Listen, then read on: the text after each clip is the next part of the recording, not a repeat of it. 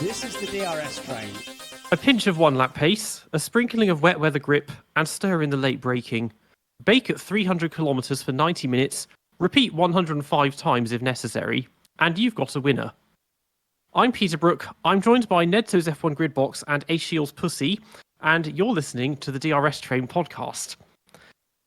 So the basic thesis of this episode is what makes the perfect driver. So we have we're going to go through all of the main characteristics that you would think would go into that. Things such as driving skill in terms of how fast you are, how good you are at overtaking, defensive driving, but then also things like team and car development, morale, how you interact with the media, all of that, and just kind of see if we can take characteristics from notable drivers and create the sort of perfect driver. So I suppose to start, just a kind of open question for you both, assuming Ace isn't too distracted by the cat, about what do you think makes the main things that make the sort of perfect F1 driver? Nedzo, do you want to go first? Okay, I can go first. Things that make up a great driver, you say? I mean, it's just a mix of everything, really. If you're good in one category and then shite in all the others, you're not exactly going to be a world champion.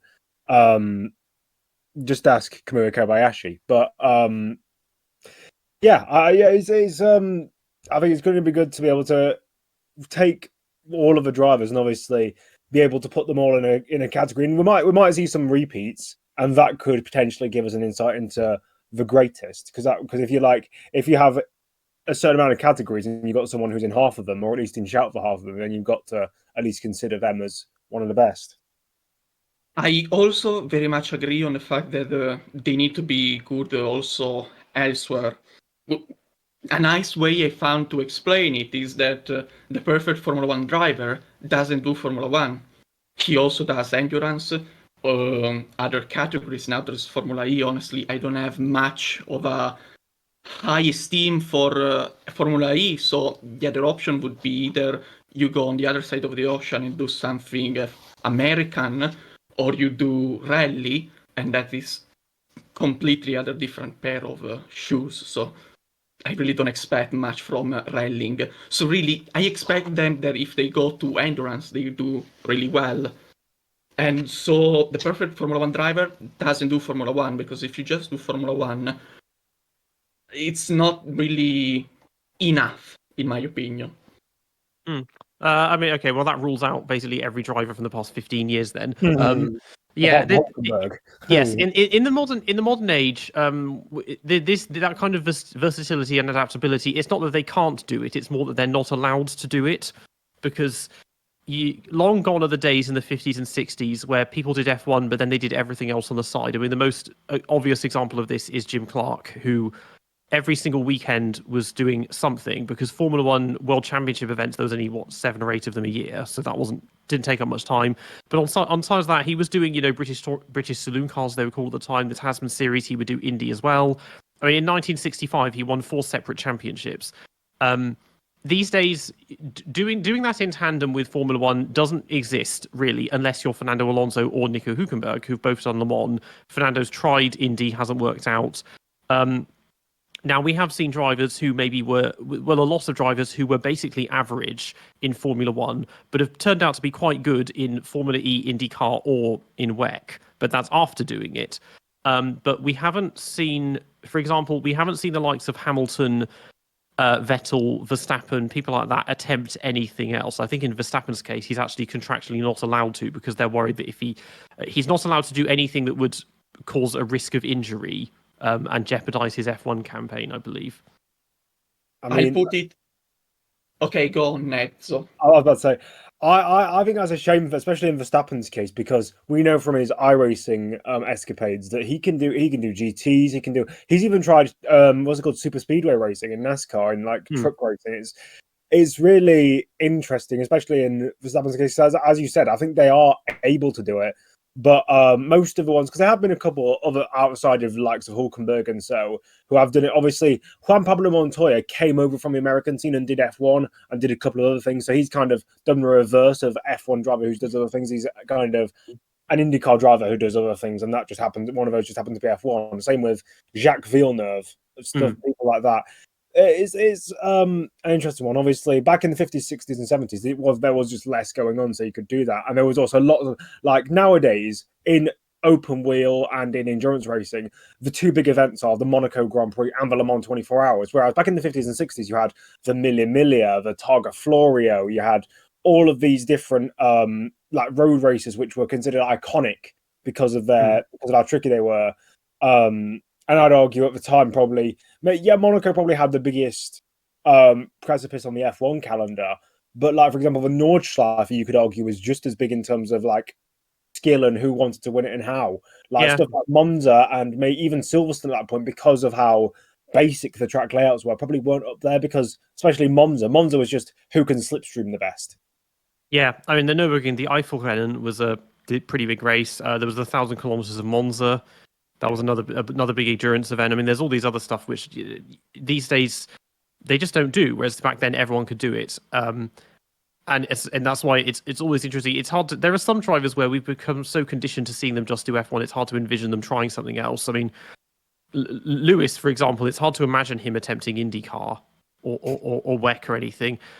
Max, I think Max would be excellent in WEC. I think he'd be a very good endurance racer because I think he has hinted at the past in doing Le Mans, maybe with Alonso and someone else. I mean, but then we've seen like Kobayashi, Nakajima, Brendan Hartley, Buemi, all of these guys, they've all won Le Mans several times. Their Formula One careers were kind of middling to not very good, but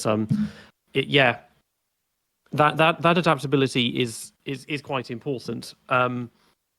If we kind of, I suppose, if we drag it more to Formula One specifically, there are a lot of things that you could throw in, and I listed this before in terms of your on-track abilities and then also the off-track stuff. We should probably start with on-track, and I think maybe qualifying pace in terms of why that's important, and I suppose who we think is really the ones that really excel at that. And there are a few names in them. Well, actually, quite a few people in the modern era, I would say, that are known for being particularly good qualifiers. Okay, so first of all, good qualifier, Leclerc. I think it's literally the best one on the grid right now. Mm.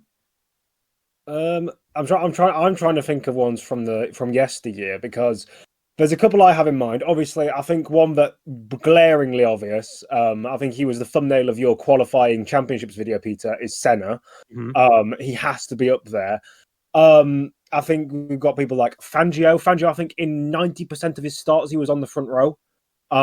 Which is a crazy stat, which means only 4 or 5 races he didn't start on the front row.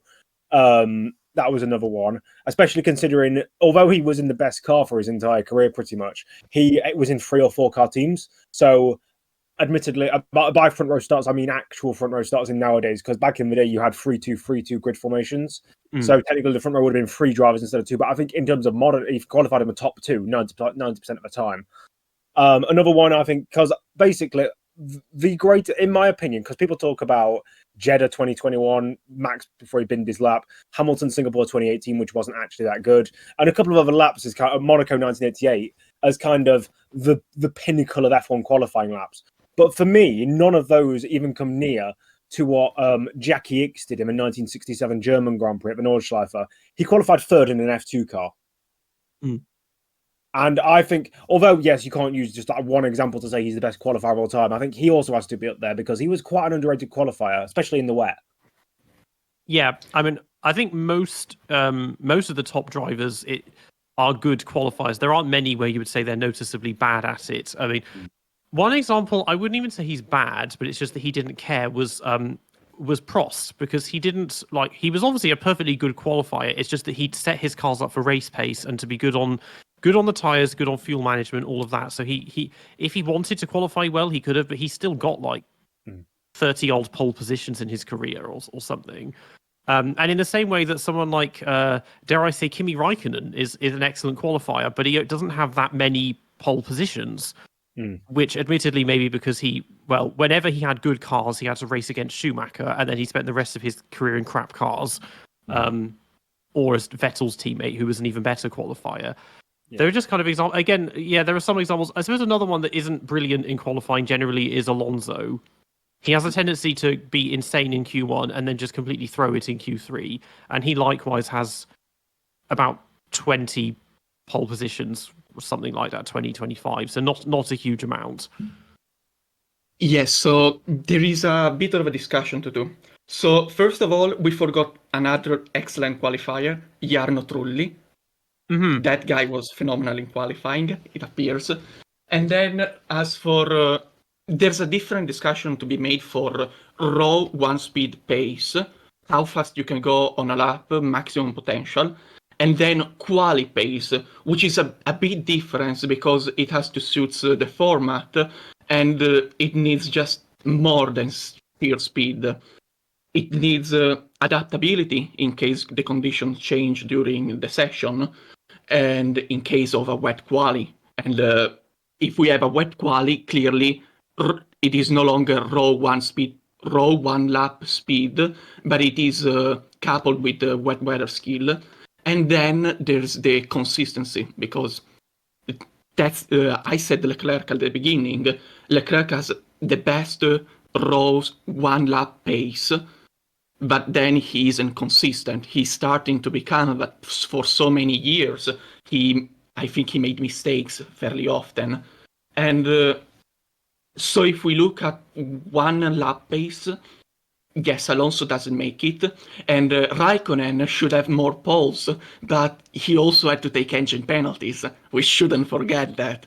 Monza 2005. And if we look more broadly at quali pace, then Alonso becomes much better because Alonso is extremely consistent.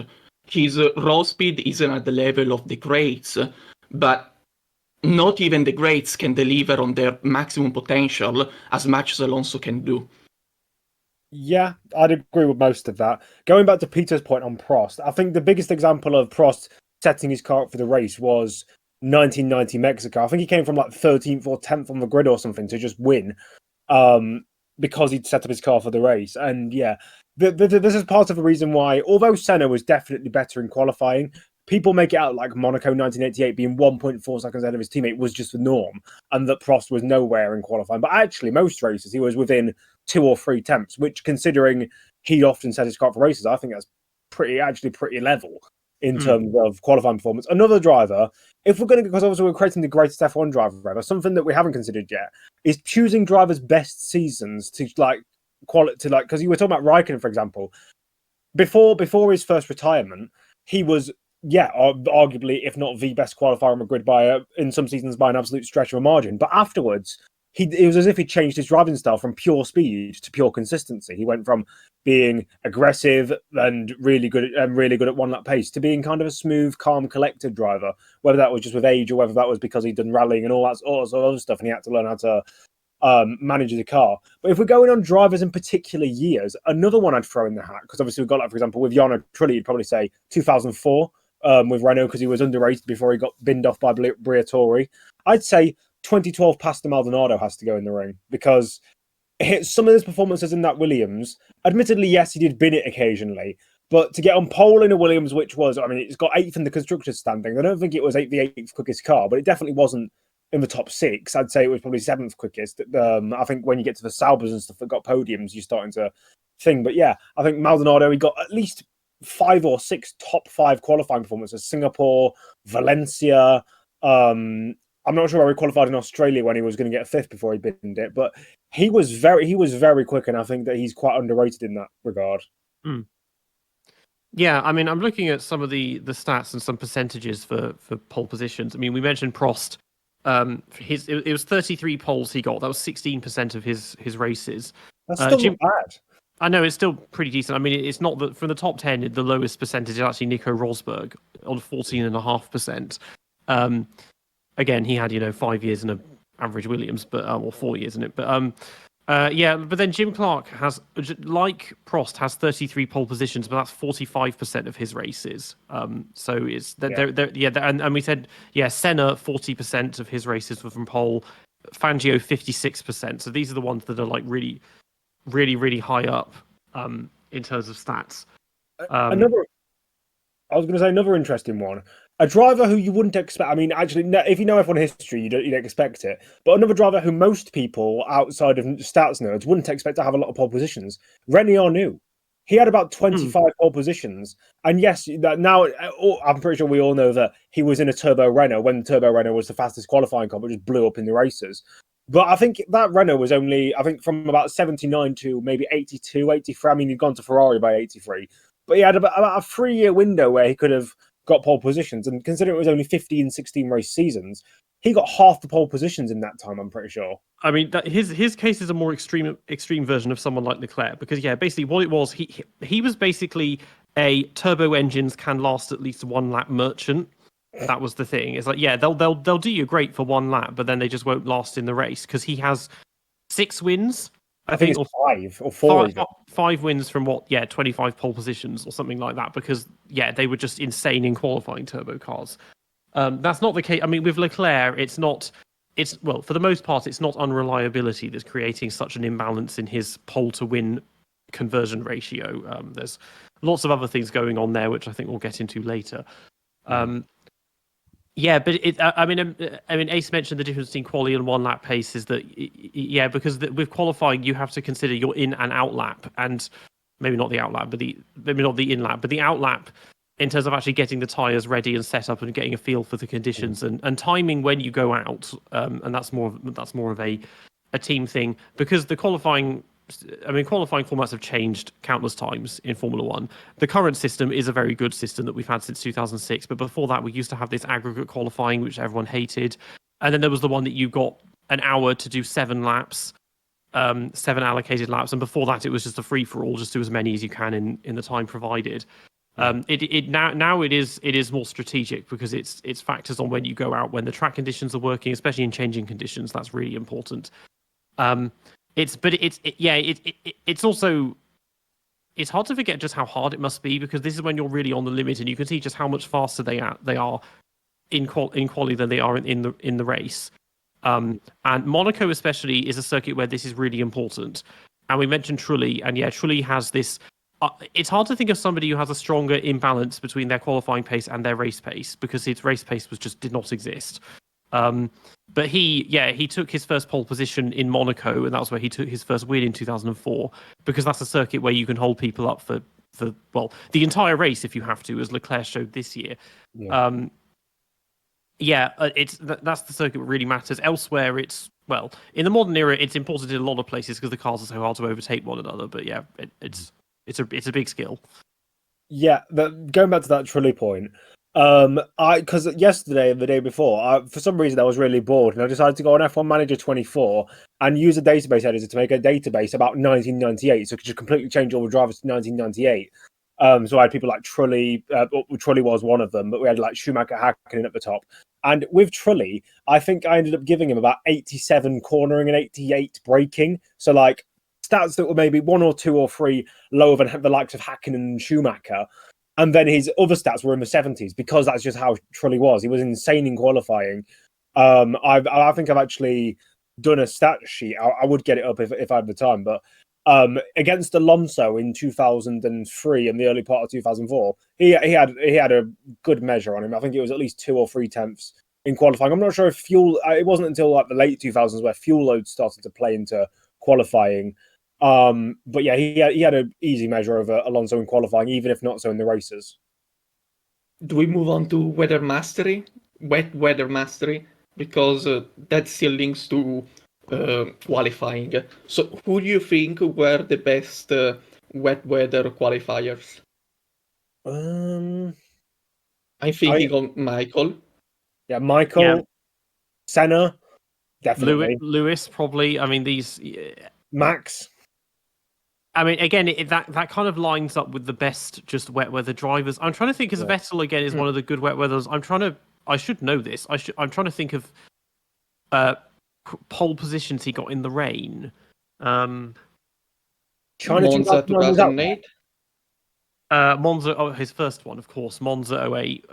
Was China 2009 wet in qualifying as well as the race? I can't remember, to be honest. I'm crap at remembering qualifying sessions. This is the problem, because I always want to bang on about historical drivers, but I don't know if Fangio got a pole position in the wet in the 1953 Argentine Grand Prix. I mean, the thing is, because those very rarely were those races filmed. You can't even see what was going. You have to read your counter in like Motorsport magazine and Autosport and stuff like that. Or you just have to look at the times and see what that's like 20 seconds off the pace or whatever. Or like the race times are really faster than the qualifying times, which although pretty common back in those days, was 20 seconds quicker. It was raining. Yeah. We don't get wet qualifying that often. Which is the thing. Annoying. Yeah, Jim Clark was good in the wet. I mean, in general, but yeah, he would have been good in wet qualifying. Yeah. Trying to think of other drivers. I mean, Jenson Button, you could argue. Oh, Jenson. Although he doesn't have many pole positions to his name, but I think most of those are. Imola 2004.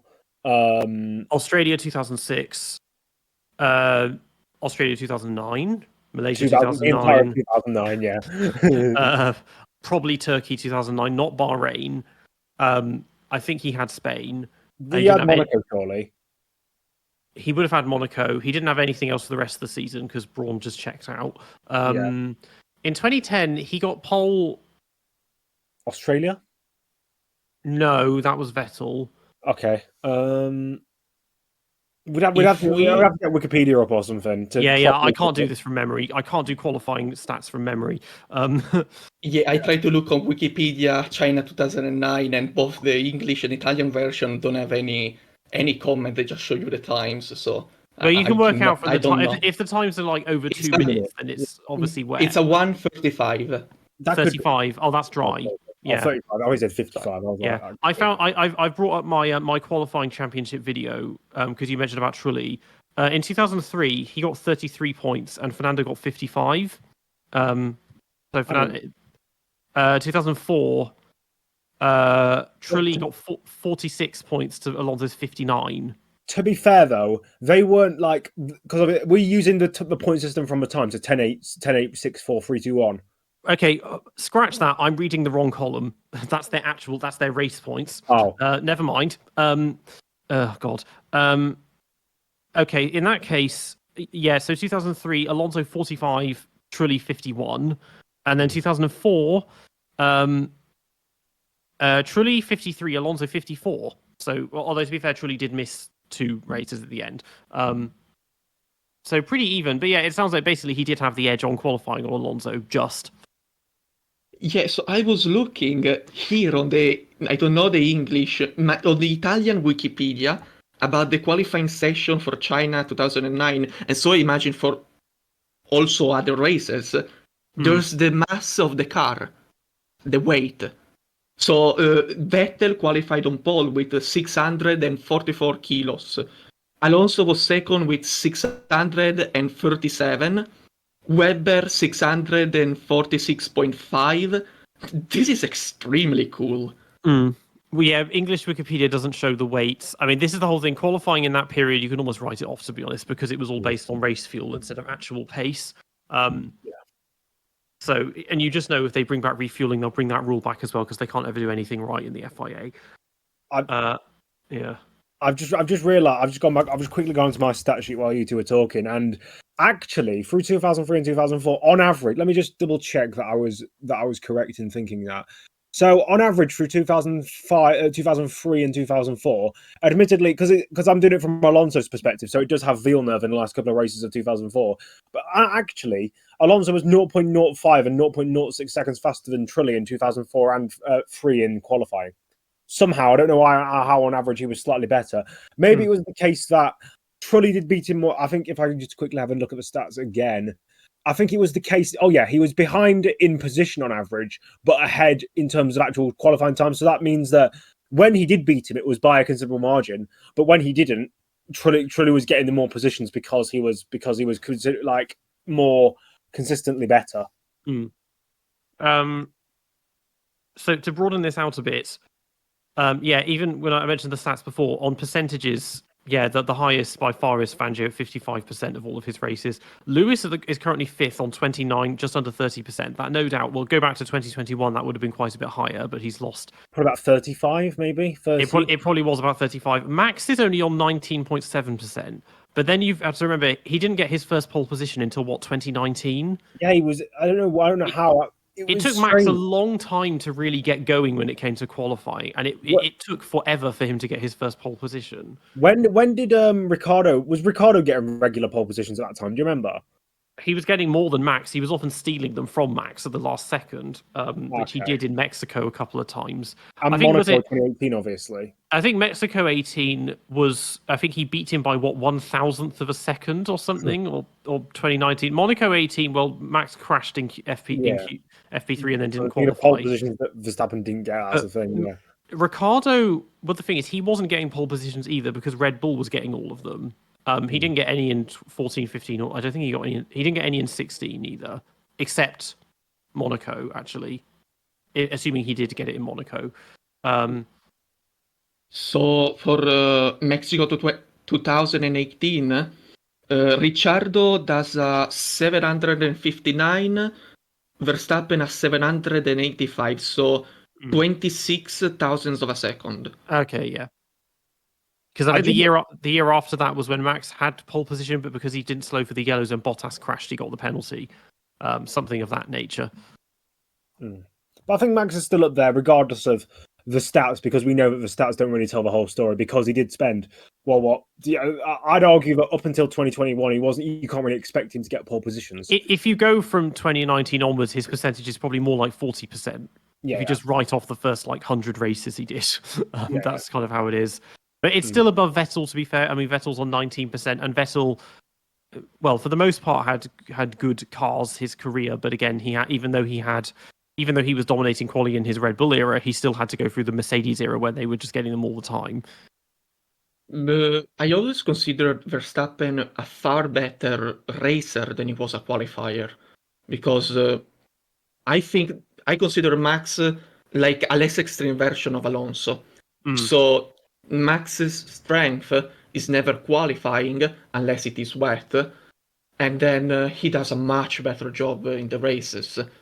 So I never actually considered Verstappen extremely good on raw one-lap pace.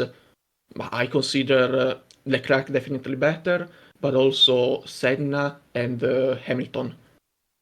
I tend to agree with that, although I think the discrepancy between Alonso's quality and race pace is a bit more than Verstappen's, because I think Verstappen is. Yes. I mean, to be fair, Verstappen's had Perez to contend with most of the time when he's been racking them up at 20 a season. So I mean, there's not really much competition there, but I still think that Verstappen is up there in the conversation. A couple of drivers we haven't mentioned.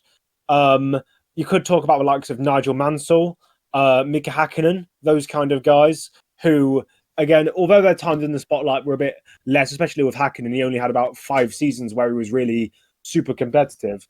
You can still talk about him. Obviously, Mansell was in the spotlight for a little bit longer, and he was known for his aggressive style, which could lend to good. But for example, 1994 Adelaide, he hopped in the car at the age of 41, dunked more than half a second on Damon Hill, which does for me. This is a point I have in general about F1. If Nigel Mansell had taken over from Ayrton Senna after Imola, I think there's a genuine chance that, given what happened in later on in the season, I think that Mansell could have won the title instead of Hill. I mean, Mansell has his hyper-aggressive driving style will always lend itself well to quali because he doesn't need to worry about destroying the tyres or anything. Yeah. Keke Rosberg. Oh yeah, Rosberg is the same. I mean, yeah, he's got 5 wins for a champion. I mean, another name we haven't mentioned is, of course, Mr. Saturday, George. Because even if things are a bit less blazing in the past few years, we have to remember that he's actually consistently beating Lewis in qualifying, even if he's not getting pole positions all the time. Okay, so first of all, for the discussion about Mansell and Piquet and the other one, Hakkinen, we really miss Ciaron. He would have a lot to say about them. And about Mr. Saturday, he was Mr. Saturday as long as he was at Williams. Once he moved to Mercedes, he didn't show all that Saturdayness of his. So I don't consider Russell and Norris, for that matter. Well, I think he does. It's just that, I mean, okay, yeah, like with Albon, he was getting fluffed by Latifi, but he at Mercedes, like I said, he's beating Lewis most of the time in qualifying. So you have to, even if it's not for pole position, because the car is only fourth, third best a lot of the time. It's still that consistency is still there. He's beating them more often than say Rosberg and Bottas did, who were often very close to Lewis in quali. Okay, but does it really count? So we had Alonso, I think 1 or 2 weeks ago. He came out and said that qualifying in these cars, so from 22 to now, isn't as it used to be. He says there's a lot of inconsistency that driver can't figure out. And he thinks the point is that these cars, if you drive them at the maximum potential, at 100%, they don't deliver, because as soon as you push them at this maximum limit, they start to operate outside their intended window, and so they lose a lot of performance. And instead, if you just drive at 90%, these cars remain in their perfect window where the where they work, and so you actually get the time. Alonso made the Baku example. He said he drove exactly the same in Q1, where he got extremely lucky to make it past because Norris had the yellow flag, so he didn't set a time. Otherwise, Alonso, with that time in Q1, was 16th and out. Instead, he got lucky. In Q2, he did the exact same. It appears the track conditions improved just a bit, that the car remained in the window, and in Q2 he did a phenomenal time. And on the contrary, Stroll did very well in Q1, and then in Q2 he didn't repeat the time. And that's not the first time that Stroll is experiencing this. And then you go to Hamilton, and Hamilton is saying, I just can't drive these cars. It just doesn't work, and I don't know what to do. And you also look at all the other drivers, and you find quite often, way more often than 2021 and prior, that these drivers are very inconsistent, and maybe they do an excellent time in Q1, and then they go to Q2 and the time sucks, and you just assume they make a mistake. And, well, now we have Alonso that's saying that is not the case. So I think there is a very good case to be made that these cars don't really represent the maximum potential. So Russell had a Williams until 2021, and so he really can't be compared still for one lap pace. I just think that's a case of, to be honest, I think that's Alonso and Hamilton. I think that's just old drivers can't adapt as well in qualifying. They just don't have that raw pace. I think Alonso, again, in wet qualifying, they are up there, but like yes, you might say Lewis might say, "Oh, I can't. The car just doesn't work for me." That's his own fault. Like George has no problem. It's not like there might be a thing that they are harder to drive, or they drive a different way, or they're awkward, or whatever. But that's on the driver. If the driver can't adapt, it's not anyone else's fault. And yes, you can say that if the situation was different, that maybe Lewis would be up there, but it's not different. Formula One is about adapting to the regulations and being an adaptable driver within the realms of the formula, and if you're not doing that, that's not anyone else's fault but yourself. So I think we should move on shortly because we're getting stuck in this quagmire of qualifying pace quite a bit. Before we do, I guess just quickly, should we give some examples of notably bad qualifiers? So for me, one of the names that comes to mind first is Lance Stroll. I'd also throw in Narain Kartikeyan and I suppose Logan Sargent as well. Jean-Denis Delatraz. Taki and Delatraz in Noah. And Noah actually, he could be okay in quali, but he sometimes like midfield. But yeah, I'm trying to think of other drivers from that. I feel like Trentignon. I know he was either awesome. Yeah. He was either awesome in qualifying or sucked at it. I think he sucked at it because I knew that from doing my in your qualifying championships. I think I have him. I mean, I've got the video up, and I'm just because I something about him stands out, and it's he's either amazing in qualifying or absolutely awful. Because he never got anywhere near it at Monaco. Yeah. Oh no, I think that he's actually good in qualifying. I think that's what it is. I've got him. He never got a pole position, but he makes the top 10 in 1952 when he didn't in real life. 54, he goes from fourth in the standings to somewhere well outside the top 10. Actually, so that's a big drop off. Oh no, he's really bad. Yeah, 55 again. He plummets out of it. 56, can't see. 57, 58. Yeah, no, he was really bad in qualifying then. Actually, yeah, Trentignon. So you mentioned Lance Stroll. I Hmm. think you're wrong because it is not that Lance is a bad qualifier. I think Lance is an extremely bad in consistency. He's just so erratic in everything that you just can't evaluate him. Like, how can you say he's a bad qualifier when in Turkey 2020 he did the pole?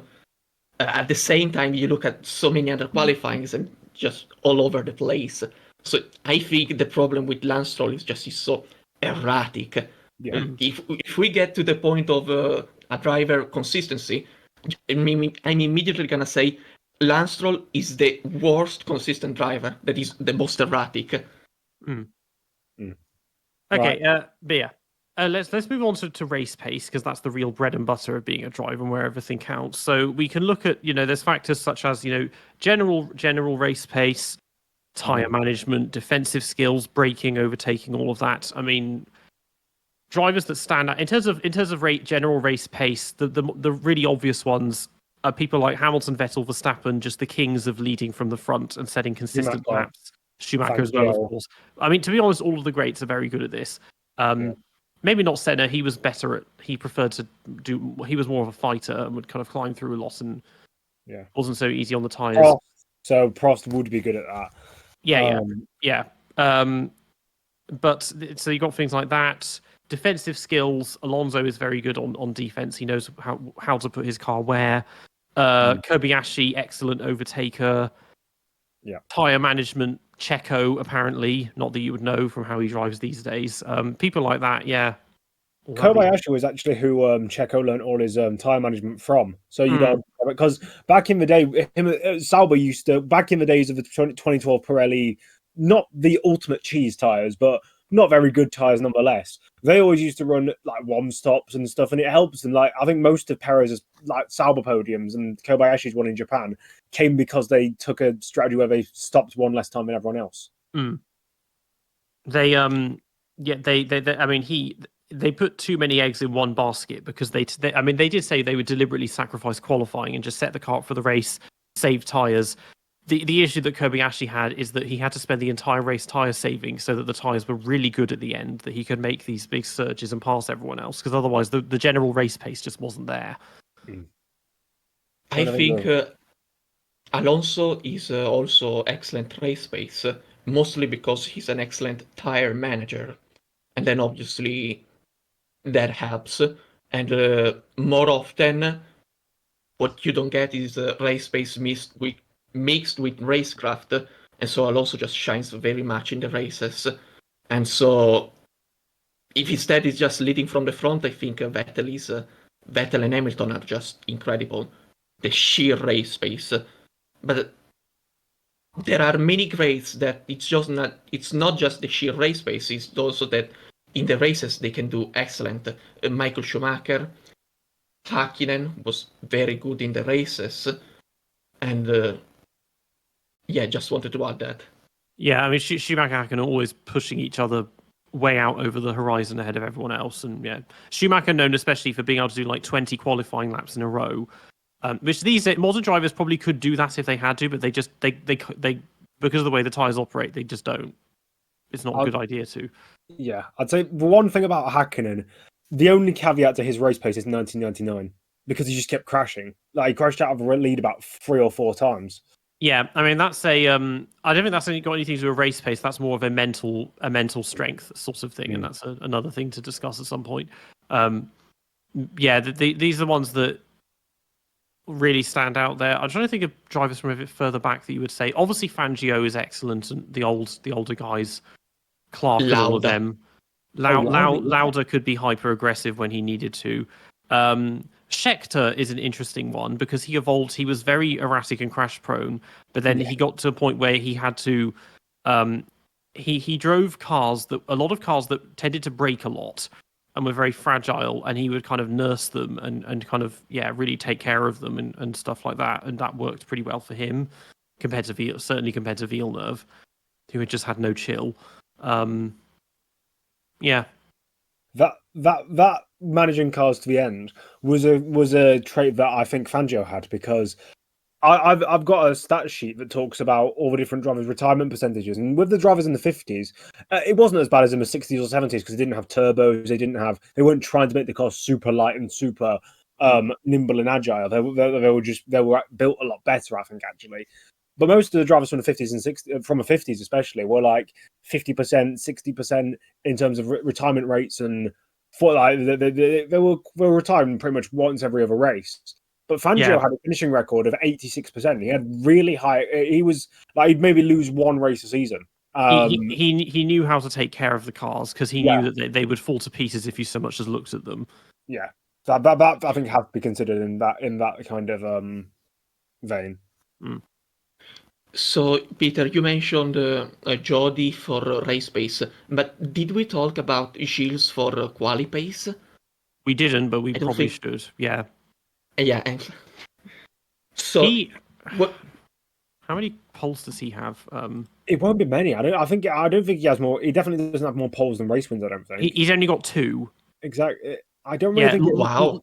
Long Beach 79 and Imola 81. I think his aggression was good, but I don't think his overall one lap pace was good. Like he had good car control, and that's another metric. I'm amazed actually that he only has 1 in 79. In terms of actual pace, though, he wasn't like he was. Well, firstly, in 79, he was ordered most of the time to And that being said, that was when it really was Renault and Williams that had the faster car. Or no, Williams and Ligier had the faster car than Ferrari in 79. It's just their cars broke all the time. When did Ferrari move from the flat 12 to the turbo V6? 81. Okay, and 81 was not a qualifier. He could win races because he had the mastery in Harama and another race I can't remember. And then in 82, I mean, he could have got more in 82, but then he died like 4 races into the season. So I'm actually not surprised that's how many pole positions he has then.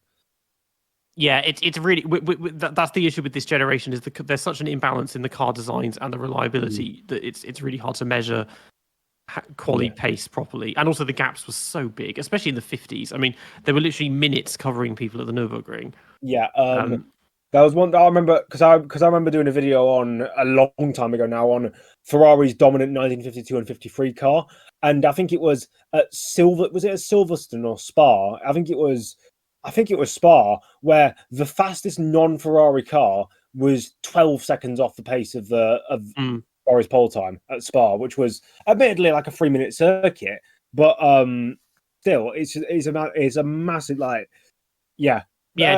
just fewer constructors as well. I mean, I know this because it was in my last video. Watkins Glen 1961, there were only 4 constructors there because Ferrari didn't race in it. So it was only Cooper, BRM, Lotus, and Porsche, and that was it. And 3 of them were using Climax engines. Yeah, there were quite a few races in the early 60s, late 50s where there were just like 10, 12 drivers. Yeah. Somebody I want to mention, I suppose, in terms of race pace, who his pace controlling the lead, not so much. But if you think about how he won each of his races, was Netflix. There's 8 wins. Only one of them came from pole, and that was a car which was missing 2 gears and had no MG UK or whatever. But it was Monaco. Is that Ricciardo? All of his wins. I mean, okay, a lot of things had to fall into place for it, but he had to make passes and work his way up to the front to get those. It was never just take pole, disappear over the sunset, and we don't see you again. That's a good point. But maybe you could argue that because he didn't ever disappear into the sunset, that could also be a caveat against his race pace. Obviously, he was never in a dominant. Yeah, I mean, these are all in the mistake. I mean, if you look at every one of his wins except the Monaco one, I think all of them were dependent on a Mercedes retiring. Yeah, or breaking down. That was how he got literally every single win. Something like that was going on. But yeah, in China 2018, both Mercedes finished. Hamilton and Bottas. They finished. Also finished. Yeah, that one it was strategy because him and Max were able to take their second pit stops during the safety car when everyone else was trying to do a 1 stop, so they had the tyre advantage. But the rest of them, Canada 2014, Hamilton's brakes died and Nico lost his MGU whatever. Hungary was the safety car, the rain. Hamilton had a penalty, and he had to climb through from the back, and the safety car the safety car came out perfectly for him. Spa, Hamilton puncture, Rosberg damage. Nothing 2015. 2016, Hamilton's engine goes and Rosberg gets hit by Vettel. 17, Malaysia. No, not Malaysia. There's a win in 17. Where did he win in 17? Baku. Yeah. The loose headrest. And Bottas had something happen and Vettel got the penalty. China, we mentioned. Monaco, he led from the front, and because it's Monaco, he could do that. And then Italy 21 was, Hamilton and Max getting jiggy in the gravel trap. Really. Go on, Nedzo. I was going to say another driver we can talk about is I mentioned him in the qualifying stint, but I think also in 2012 Maldonado had great race pace. I'd say that Spain is the obvious one. You put him literally first, I think it was, in your ranking one-time winners video. Like when he wanted to be, like I think people call him crash prone, but I'd argue because like he had several instances with other drivers. I've been arguing with people on Twitter a lot, and I think I'm not sure if it was in this server, the DRS Stream podcast server, or somewhere else, about Maldonado not being at fault with any of his incidents with Lewis Hamilton, Monaco 2011, Valencia 2012. A lot of his incidents with other drivers actually weren't his fault. It's just when he crashed on his own, obviously, that was his fault. So I genuinely like I've done a video on Maldonado and his 2012, not specifically on his 2012 season, but in 2012, if he'd have had less reliability and he'd have cut out the mistakes and cut out the ones that weren't his fault, he would have finished 7th in the standings, or 6th, I think it was, ahead of Webber, which in a Williams was very good. Yeah, Maldonado, he just crashed too much. Like I feel like when you're crashing with the same driver more than once, I think everyone has some part to play in that. It's not always quite so one-sided. Even though when you look back at the collision with Lewis, a lot of it is on Lewis, but you think, well, it's happened each time it's with Maldonado, there must be something at play here. And there were definitely crashes where you can tell he's deliberately turning in on somebody because he's annoyed because they cut him off or whatever, and just crashing on his own. That's another important skill, is how often do you crash? And he is someone that did that quite a lot. Yeah, race pace is becoming such a hard thing to judge because, yes, so I started saying Alonso wasn't bad, not because just race pace, but because he also had other extremely good characteristics which played out with his race pace. But then you mentioned on the Daniel Ricciardo, then Maldonado, and I can add Button. Button had some races where he was just incredibly fast on race pace, but we go even further back. Maybe not as much Montoya, but definitely Mansell. He had some extremely fast races because he's just so fast, and so some races he just works out and he dominates. And then you go still further and further back, and the line between one lap pace and race pace becomes blur, because if you go further and further in the past, driver drove as fast as they do in qualifying as they did in the races. So races is becoming so much hard to judge. Like everybody has been good at race pace, even among not the greats. Like all the greats have been excellent in race pace. But if you look a bit beyond at the drivers that have been very good, which is Rosberg, Button, Ricciardo, Webber, they all had races where they were very strong.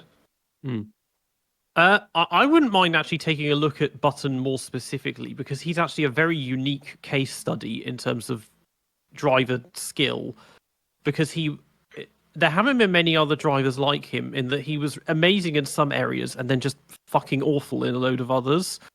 I mean, we always said this, and you can see this from his on the balls, incredibly smooth driving style.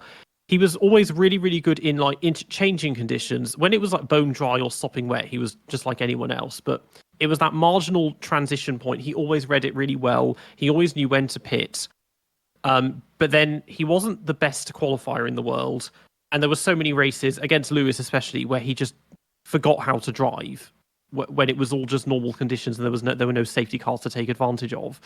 But he got, I think 13 wins or something. I mean, 6 of those were in that Brawn, but all quite unique circumstances for him. In Hungary, he started 14th, and then wet race, very good race pace. Alonso loose wheel, Schumacher collision. The Brawn wins, almost all of those were from pole. That was just because the car was amazing. Australia 2010, he ran the option tire for 52 laps. And again, a race that started wet or started damp and then ended dry. China, again, I think he was one of the ones that decided to stay out when it rained at the start, and that basically sealed victory. Canada 2011 is a funny one because it was amazing and also terrible at the same time. Since he pitted 6 times, got penalised twice, he took out 2 drivers, including his teammate, and still won it somehow, and was last at one point. I mean, everything that has ever happened in Formula One happened in that race, I feel like. Hungary 2011, again, that was one of him deciding to stay out when the rain came.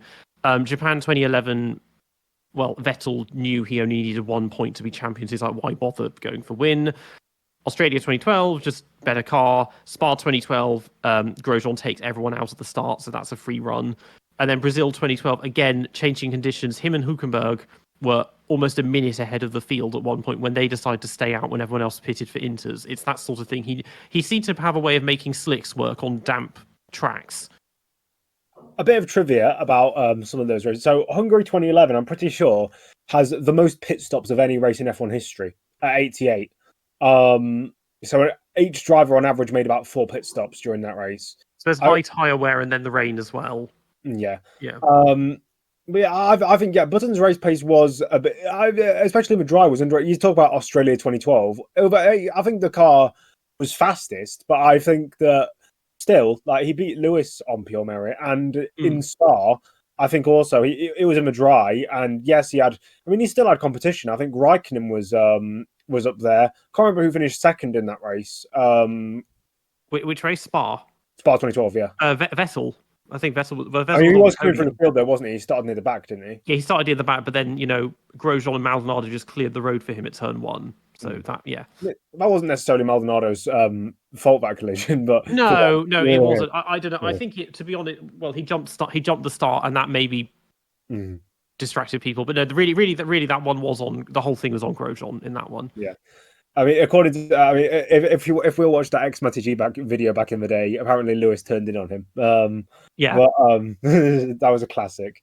But yeah, I mean, Button, to be honest, I think his best season is probably 2004. He got 10 podiums and no wins because it was the Ferrari he was against. But that was an excellent season in terms of consistency. In a year that didn't really have wet races either. Until the Mercedes came along last year, I think that was the only time the second place car in the constructors didn't get a race win. Yeah, I mean it was. I mean, he absolutely annihilated Sato as well, who got 1 podium. I think Button had like 44 points to Sato's like 10 or something like that. I can't remember. And in 2005, Sato scored 1 and Button got 36. I think it was 37. Oh, from France onward. I mean, obviously, because at the beginning they had the car was shit, and then they had the hidden fuel tank, got the 2-ban.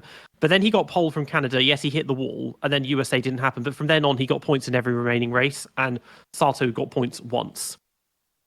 Guys, if we're saying that Button's best season was 2004, we're saying his best season was not winning with the second best car. That's extremely harsh on Button. I don't. Yeah. Okay. I'm not the biggest fan of his 2009 performance. I don't think it really shows him at his best. I agree. He won 6 of the first 7 races in a car that was miles ahead of everyone else and also didn't break down, and was against a Vettel who was spinning and crashing every other race. But then the car, yes, they didn't develop it, but the way he fell off after that was just really quite something to behold. Okay, then why not 2010? I don't remember Button being any bad in that year. Yes, he got beaten by Lewis in the 2011 as well. I mean, 2011 was a good season for him. He finished finished runner-up. 2010, there was some inconsistency. I mean, not nearly as badly as 2012. I mean, God knows what was going on there. The only race he was noticeably bad on race pace would be someone like Korea, because he finished outside the points, and that was a wet race as well. And he just didn't. It just went nowhere there. His only retirements: Monaco was an engine failure, and Spa he got hit by Vettel. The consistency was reasonable. It's just that he wasn't as fast as the other guys. Wasn't Monaco his Monaco retirement because the team left a radiator bung in his side pod? Yeah, they left something on. Yeah, they put something like that.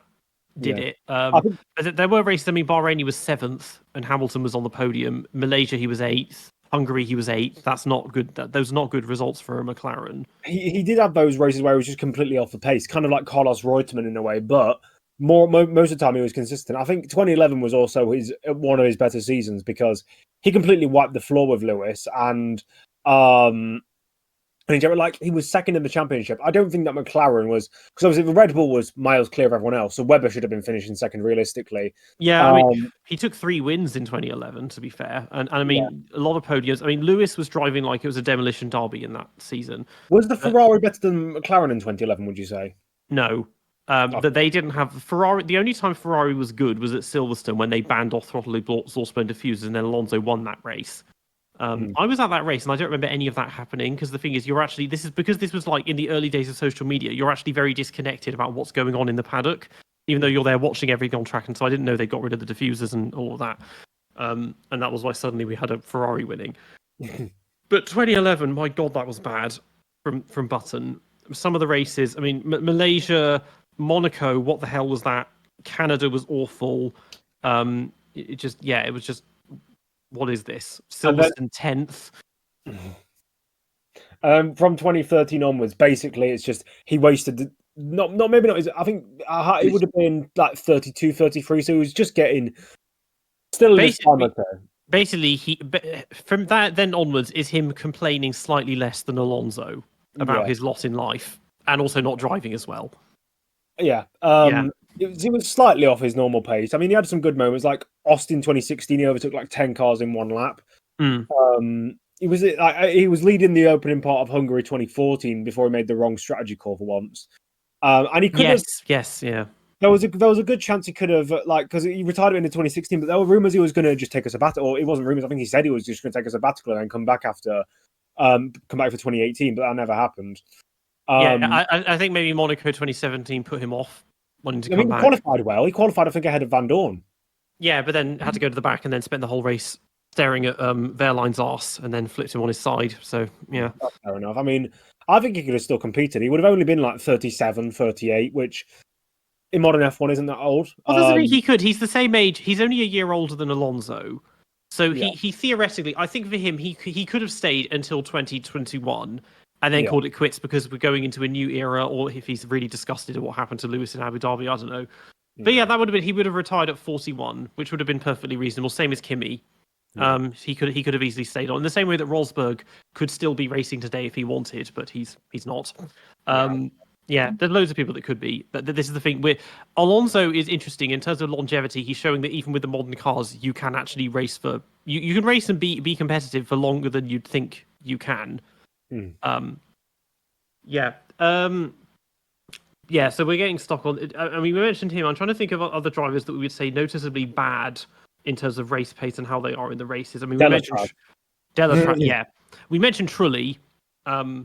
Again, that imbalance for quality and race pace. I mean, you could any of the pay drivers you could say were just bad. I mean, like Kartikeyan, as well as being a bad qualifier, was bad in the race pace. He was actually quite good in the wet. I'll give him that. But everywhere else he was bad, and he kept ignoring blue flags all the time. Just stuff like that. And then there are going to be drivers who are probably Alpes. Yes, Alpes disqualified for being too slow. Torino Volontario. That's a very specific driver. You could find ones that probably wreck their tires as well.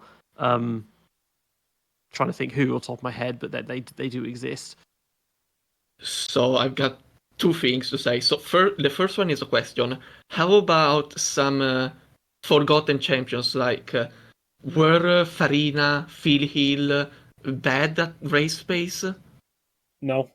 Well, not Farina. Definitely not. No. Farina was an extremely aggressive driver, but the thing is, he had no chill, and he kind of in his early career, he killed half of Italy.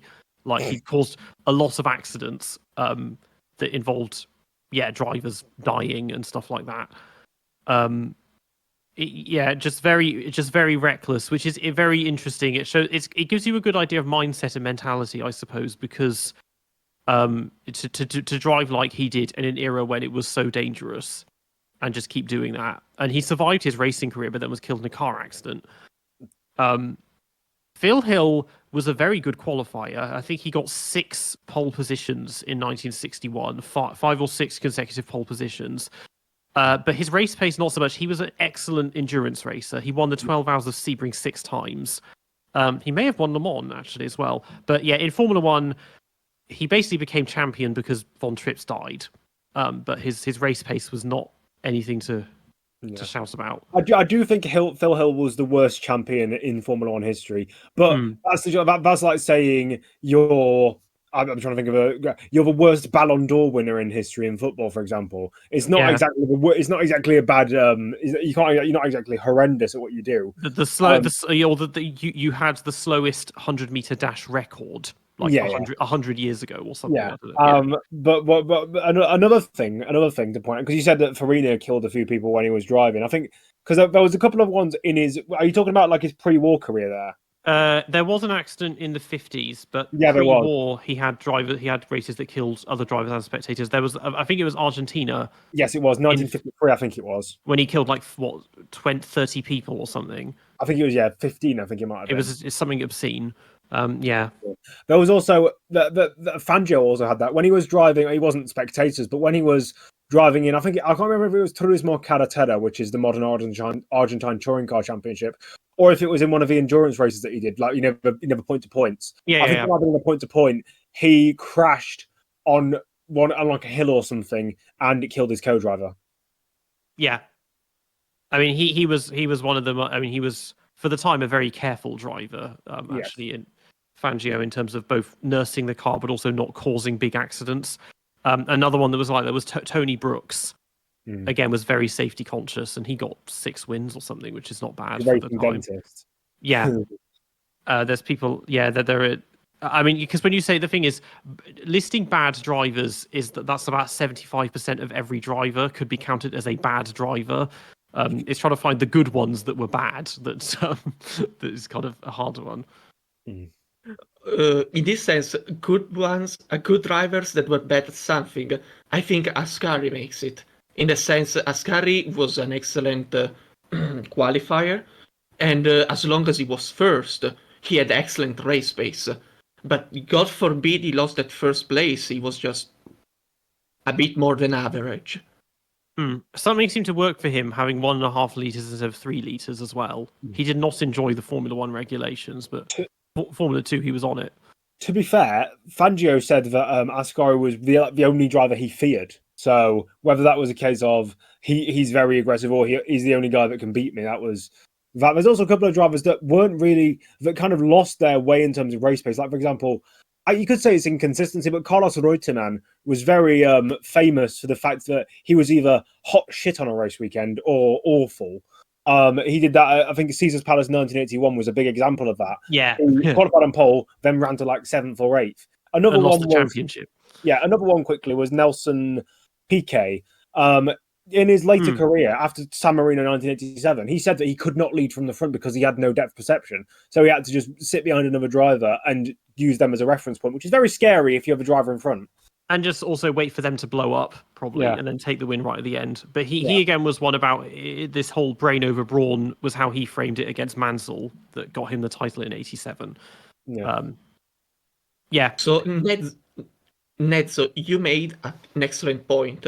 I think the key to read the race pace correctly is consistency, because many drivers have been very great at race pace, but how many of them have been consistently great at race pace?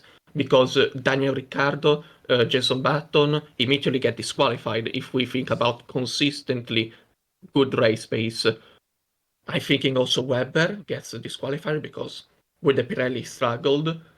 And then we can start to differentiate the drivers if we take into account consistency. Yeah. I mean, Webber's race pace doesn't exist, and his race starts don't exist either. But because Hamilton is one of the ones that, consistently good race pace, obviously, but then he is one of the ones, he's a driver in the modern era, which a lot of them have, who has been affected by stat inflation. Because whenever Lewis doesn't have the fastest car, he's rarely actually competitive or fighting for wins fairly. We've had races, both 22 onwards and 2009, where he's just knocked out Q2 and is running around outside the points the whole time. Stuff like that has happened. Vettel is a similar thing, mostly in the Aston Martin years, just because the car wasn't very good. That just lots of races that were just complete nothing burgers as well. Yeah, we do have a couple of those. I'm trying to think of some other examples. And I can't now all of a sudden. I mean, you could argue. I mean, the thing is, those drivers, like for example, Alonso was dragging his cars to good results. I'm trying to think of other drivers who've been. I mean, Bottas, you could argue. Always. Like, what did you say? Not always Alonso. So I think, since we mentioned Hamilton and Vettel and now Alonso, I think we can also dive into consistency due to mentality. Because I think Hamilton in 2009 was just so discouraged by the car, he stopped trying. But that's not a really inconsistency, that's more of a mentality. And same with Vettel at Aston Martin. In a midfield car, he stopped trying. And then Alonso is just prime example. In 2015, he wasn't trying. And sometimes he had very good races, and sometimes he just retired on purpose because he didn't want to lose the baton. And you go further back in his career, Alonso has plenty of examples where he wasn't good because he was in a bad car and he stopped trying, which is a mentality. And in the case of Alonso, I also have some good example of him being in a bad car, but for whatever reason, he decides just to drive it fast because he has the right mentality. An example, 2018, he decided he wanted to retire, but he didn't stop driving, he went to WEC. And so he had a good mentality in that year, and in 2018 he was an excellent driver. And as an example, this year, after Imola, a very bad upgrade by Aston Martin, and I guess he struggled with the car, but I think it's also the mentality. It was all or nothing. And so if you go with the mentality all or nothing, you start to have very bad races because you don't always get all. And so you get races with nothing. And then they brought the upgrade in Hungary where the car started improving. And we will see at Austin what happens. I hope something good. But from Hungary onwards, Alonso had very good races, even in a midfield car. So I think there is an argument to be made about consistency because the driver simply isn't able to deliver. Something that Coulthard talked in his podcast with not Eddie Jordan. Who is the team owner? Jordan? The name is? It is Eddie Jordan. You got it right. Eddie Jordan. Okay. Yeah. So Coulthard did a podcast with Eddie Jordan, and he said, I had days where I felt like I could tackle Schumacher and beat him, but I didn't always have these days. And so that's not a mentality thing. That's more of an inherent consistency. Coulthard simply wasn't a consistently excellent driver as he could be. He only sometimes was. And I think Hamilton, Vettel, Alonso, Raikkonen fall more into a different field, more into a mentality. And Raikkonen also not only mentality, also about adaptability. I mean, yeah, speaking of mentality, maybe we should shift to that. So let's move away from kind of on-track mechanical skill and look at mindset and psychological stuff. So this we can, like mentality, consistency, but also things like technical understanding and setup, team building, morale, that kind of thing, because these are all extremely important skills that I think get overlooked a lot because we only see the end result when you're actually on the track.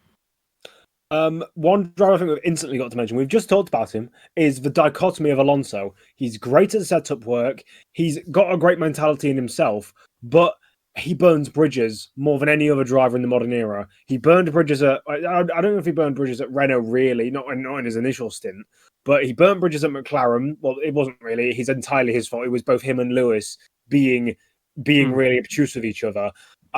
They both could have done things a lot better in that stint. And then he went to Ferrari, I mean, Ferrari more burned the bridges than him, but he could have stuck it out for a few more years if he didn't want to. But I can understand him being annoyed after 2014 because he's had 2010, he arguably deserved the title. 2012, he definitely deserved the title. 2013, he was performing at championship level. And even in 2014, you could argue that considering how much he slapped up Raikkonen, he could have, if he was in a good car, challenged for a title. If he was in that Mercedes, he definitely would have against Lewis. And then he went to McLaren.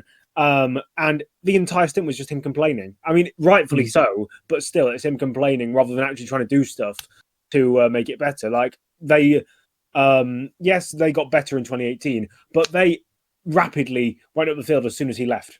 I mean, look at the state McLaren. Look what McLaren is like now compared to 5 years ago. I mean, he, just it's a big ball of positive energy now.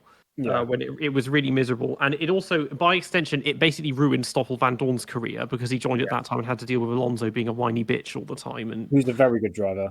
Yeah. Another driver I'd like to mention, this is a very left field option, someone who you wouldn't think of for mentality, but Tommy Byrne. Tommy Byrne was, I'm not sure if you know, but speaking of Eddie Jordan said that during the early 1980s in terms of junior racing, Tommy Byrne was, I mean, obviously, Tommy Byrne is Irish. Eddie Jordan British is Irish. F3. He won British F3, didn't he? Yeah, he said that he was levels above Senna. I mean, I've done a video on him. I kind of agree. Not levels above. I think he was on the level of, if not better than Senna. But he did 5 races in F1, all with a 1982 Theodore, which wasn't very good machinery at all. And apparently, he did a test with McLaren, was faster than John Watson and Niki Lauda by about half a second. But apparently, his mentality and his what's it called? His arrogance and stuff basically meant that no one wanted to sign him. And he was the fastest. He was one of the fastest drivers, but no one wanted to sign him because he was an arrogant, rude cunt. And that was his own admission. That wasn't me saying that. That was his own admission. He said he was too arrogant back in his younger days, in his like autobiography or something. Yeah. I think we can find a lot of drivers with a bad attitude to racing, like Gasly in 2019 with the Red Bull. I think we all read the stories, we all read what went on, how Gasly reacted. The team really did not like that, and that is something that usually happens when you're young, in your early years. So we have Hamilton, you said in 2007, and then I said in 2009 with the mentality. And that was his first and third year in the sport. I think you can expect that. What you expect that is that as the drivers get older, they iron this out. They start becoming collaborative. And so the real issue is that Alonso in this category really sticks out because Alonso did not get calmer, at least not initially. So he has excellent years with Renault. He decides to go to McLaren and things go south. He goes back to Renault, and in 2009, things are bad. So he decides to go to Ferrari. When he goes to Ferrari, what does he do? He splits the team in those who help Alonso and those who help Massa. And so it isn't good for team building, for team leadership, that you split the garage in half and you control your own half and try to take as much advantage from the team and to give as little advantage as to your teammate. And that's what Alonso was doing. And ultimately, that just worsened the relationship with his team. And then he went back to McLaren. And, well, to his credit, he lasted longer than he did in 2007 before breaking down. And so you have a driver, 15 years in Formula One, that still breaks team. And I think Alonso in this sense is unique. He's the only great driver that is bad at this. And I think it is only now that he went to WEC and he did a sport where you actually have to collaborate with your teammates that he changed. So in Alpine, in his 2 years, I want to point out, he never said anything bad about the team, about the direction that it was taking, because when Laurent Rossi was announced, many were doubtful about why such a thing was done. And Alonso never said anything bad. until Hungary, where he signed for Aston Martin. He didn't have to stay at Alpine anymore, and so he just shat on Alpine all throughout the rest of the year. Very funny, because it shows that I think Alonso has learned to stay silent for bad things, but his inherent nature hasn't changed. And now at Aston Martin, that things are bad. Did he say anything bad against the team? No, not yet. So I think Alonso has finally learned to hide this nature, and we'll see if it actually helps, if he can hide it. Yeah, I tend to agree with that. I think when things are going good, his personality is just fine. Like he'll toe a line and he'll maybe brag a bit, but like for example in his Renault days with his celebrations and stuff on like dancing on top of the car, that was harmless, funny stuff. But I think if we go to the more positive side of driver mentality, two that I think really stick out are actually father and son. I'd say Graham Hill and Damon Hill really stand out in terms of mentality. Like to be able to Graham Hill rallied the Lotus team around Jim Clark's death in '68, and he won a championship. I think that was because I think in that era, Jim Clark was the best driver and Graham Hill was second. And the fact that he managed to rally that Lotus team around him to win a title after the death of most undoubtedly their greatest driver and arguably the greatest driver in F1 history, that showed a lot of balls and grit. He was a very good driver mentally. He was very well. We've seen it. I've seen loads of like interviews at the time with him and pieces. He's a very funny driver. He's a very funny person. Graham Hill was, and he was snappy. He was witty. Like even nowadays, like most of the jokes from then don't translate to today. But him making jokes about Jackie Stewart being faster, particularly on the straights, makes me laugh my fucking arse off. And with his son Damon, like, admittedly, I don't think Damon was that great a driver on track, but off track, he clearly knew what he was doing because he rallied the Williams team around after Senna's death. Senna had always wanted that opportunity to race with Williams. He got it, and then everyone, at least at the time, Williams especially, would have thought he was one of the best, if not the best. He manages to rally the team around him, and yes, he didn't win the title, and yes, it was his own fault he didn't win the title because he just wasn't good enough on track. But off track, he was fantastic. He admittedly nowadays I don't agree with 95% of his opinions on F1, but yeah, I can't take anything away from him. The fact that he was a very good driver at rallying the team around. I think that good-sided mentality resonates with a lot of the drivers, especially back in the 50s and 60s.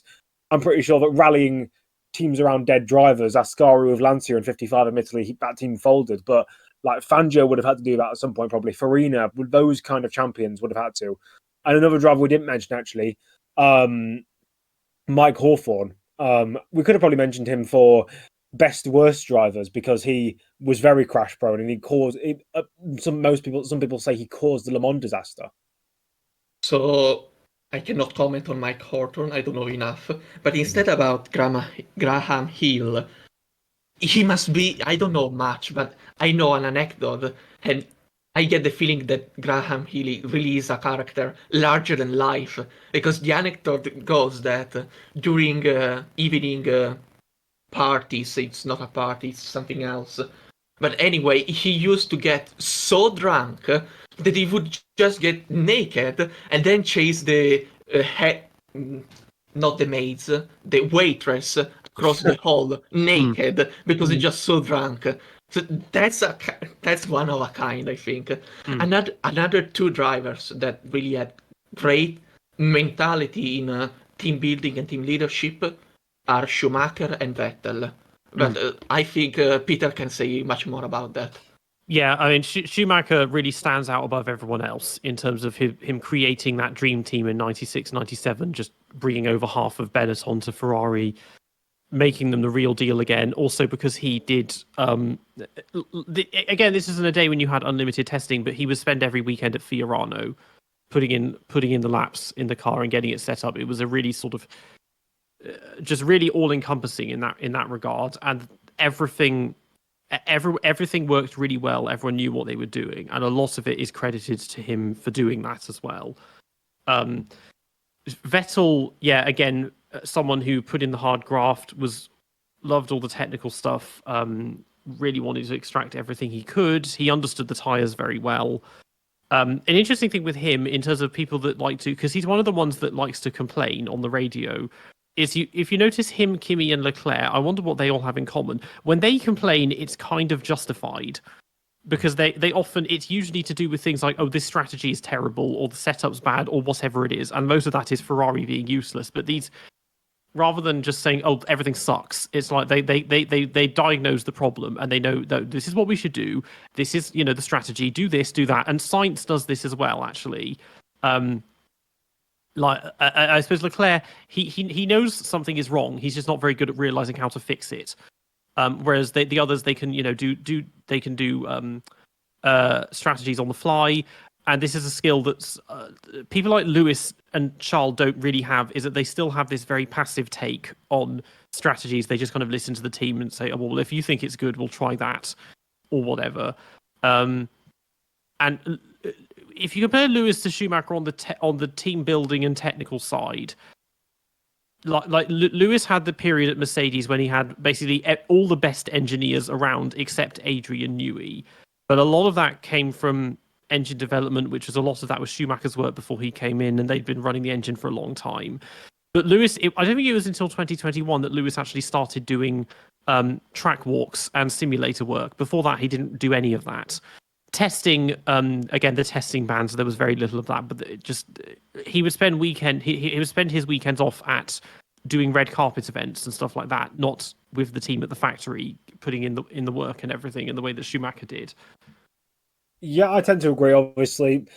Lewis isn't necessarily horrendous at team building. He doesn't burn bridges like Alonso does. He might be a bit arrogant at points. He does complain on the radio, sometimes a bit too much. He just kind of chars the bridge rather than he's not not horrendous by any stretch. Another driver, I think, that is quite unique. I mean, you mentioned Kimi Räikkönen. A driver that's kind of similar to him in terms of personality is James Hunt. I think that both Kimi and James Hunt had very similar personalities because when they care about F1, they're the fastest driver on the grid. But when they don't care or something's not right, they couldn't give less of a shit about F1. Like James Hunt at Hesketh, James Hunt in his championship year at McLaren. Like, don't get me wrong, they weren't winning week in, week out. I mean, Kimi wasn't at McLaren because his engine decided he was going to disintegrate every 5 seconds. But like they weren't the best. Like Lauda was beating Hunt quite a bit, and he would have won the 76 championship if he didn't get nearly skinned alive. But James Hunt was still a fantastic driver, and on his day was better than Lauda. But then as soon as after he left McLaren in 77, went to Wolf, he realised he wasn't going to win another championship or even another race. So he was just like, fuck this, I don't care. And just decided to go off and do his own thing and go and do some fantastic commentary for the BBC. Raikkonen, as soon as, he wasn't really him not wanting to lead F1, I think, at the end of 2009. It was just kind of circumstances and maybe a little bit of that. Yeah. Came back with Lotus in 2012. Then he gave a shit. In 2012 and 2013, he clearly cared what he was doing because he was doing extremely well. I think 2014 with Ferrari was just couldn't adapt to the car. New engine regs, new engine regs, new car regulators, just didn't like the cars, I don't think. And from there, it was just kind of, he improved obviously from 2015 to 2018, but it was just kind of a shell of his former self. And I think he was just like, I'm going to do decently well, but not that. I mean, he had moments in 2019 and 2020 and 2021, like Portugal 2020. But other than that, I think James and Kimi Räikkönen were just kind of, they were good on their day, but often didn't care enough to actually provide consistent results. Well, with Kimi, I think the team were just fully invested in Vettel, and a lot of that was probably when Vettel joined. He made it that I'm the number one and I want to do this, and Kimi would just kind of sat back and let it happen. I mean, those two drivers, again, they're drivers who speak their minds as well, and they have that kind of honesty and candor, which I wish a lot more drivers had, and that is quite refreshing and quite entertaining. I mean, in terms of Lewis burning bridges, his one is interesting because he says, oh, we win together and we lose together, but then whenever they're losing, he blames the team on the radio. It's always the team's fault. It's never it's rarely his fault. And there's just little things like that haven't served him particularly well. I think we're going to see a lot of that as an Ferrari. example with Hamilton with the Singapore race, and he didn't agree with the strategy. The team convinced him, and he trusted the team. And so after the race, when every Hamilton fan was on Twitter saying how Mercedes once again ruined the race to Lewis came out and said, "Look, guys, I didn't agree, but ultimately we took this decision together. Yeah, it's like, do I you want to had see? fault. Do I you want am to at see? fault if we started on the soft, and so he calmed the waters. And Yeah, so I think it's now very good because he didn't have to do that. He could have done like Alonso did with Alpine, just shat all over them, and Hamilton could do the same. Now he's going to Ferrari, so he shats all over Mercedes. So he isn't doing that. But Alonso doesn't have 6 titles with Alpine. Instead, Hamilton does have 6 titles with Mercedes. Maybe that's quite a difference. yeah. I mean, do people honestly think that drivers don't sign off on what tires they're racing on? Like, even if they may be unsure about it, they still have to agree to it to say no, let's do this. And he will, as any driver will, he will listen to what the engineers say. But yeah, he has good reason to want to end things well with them because. It's both the longest and most successful team driver partnership in the sport's history. So he's been connected to Mercedes since he was 13 years old. So it's not something that he needs to like, oh, I've spent 2 years with a midfield team, I don't care, bugger off, kind of thing. Like you may as well end it well before he moves on. But it's. There is the drivers complain. I mean, Max, we've seen what he was like in Hungary. Is that he will complain a lot when things don't go well, although usually things are going well, so he doesn't need to complain. And that Lando is interesting in that he's actually very self-critical because he seems to know I'm the problem, just hasn't fixed it yet. When he's in probably the most sheltered, comforting, protective environment you can imagine in Formula One. Yeah, about Verstappen, I really think he struck, he strike the gold with Red Bull because Verstappen has this outlandish personality where he just says whatever he wants and he just lambasts everybody he wants, and nobody disagrees with him inside the team. Of course, the FIA does the shenanigans with the bad words and the other stuff. But anyway, Verstappen is free to speak his mind and say things as they are, and the team doesn't mind. It wouldn't have at all been this way if Verstappen will leave to go to Mercedes. Definitely not Ferrari after he called them cheaters in 2019. And, well, what other team could he go? Can he keep this outlandish personality if he goes to McLaren or Aston Martin? I don't think so. Well, not at Aston Martin because the whole team is held hostage by the Strolls, but at Mercedes he could because Toto's been desperate to get him in there, so he'll probably just let him do whatever he wants. And Antonelli is not going to stand up to Max. George might try, but he'll just moan the whole time, Yeah. Yeah, but you forget in Abu Dhabi 2021. So Hamilton wanted this title. Toto Wolff also wanted this driver title, and the higher ups literally called Toto Wolff and told him to stop doing that. That they want the constructor title, and they don't want to throw mud on it by raising Well, this. the thing about this Toto issue. is that he doesn't really care about the racing. He's more, his aspiration is to become FIA president or head of FOM or something like that. So he doesn't really care. That's why he just always wants the best drivers all the time. I mean, we saw we saw him the way he was getting on his knees for the organisers at Vegas last year and everything, with that farce and that. Yes, the point is there are higher ups in the Mercedes hierarchy which can control the team. Luckily, they don't, unlike Renault. And so they actually win by letting Toto do whatever he wants. But there are lines they set. And Toto Wolff and Hamilton are very respectful. They can do their own, how can you say that in English? Their own campaigns for some problem, for some cultural issue, like Black Lives Matter, and they can change the delivery, but they can't have the driver just lambasting the FIA, calling them race fixers. They cannot do that because from higher up, from the Mercedes headquarters, they do not allow them to do that. The Red Bull headquarters will allow them to do whatever they want. Even if it is bad publicity, they want it. But Mercedes doesn't want bad publicity.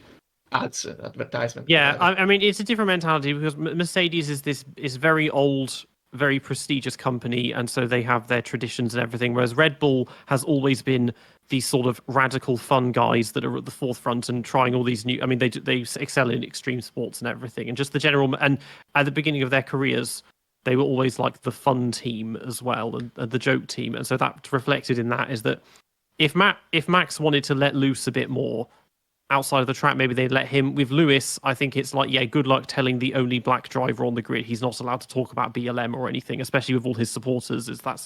They kind of let that happen because they kind of have no choice but to let it happen if it matters that much to him.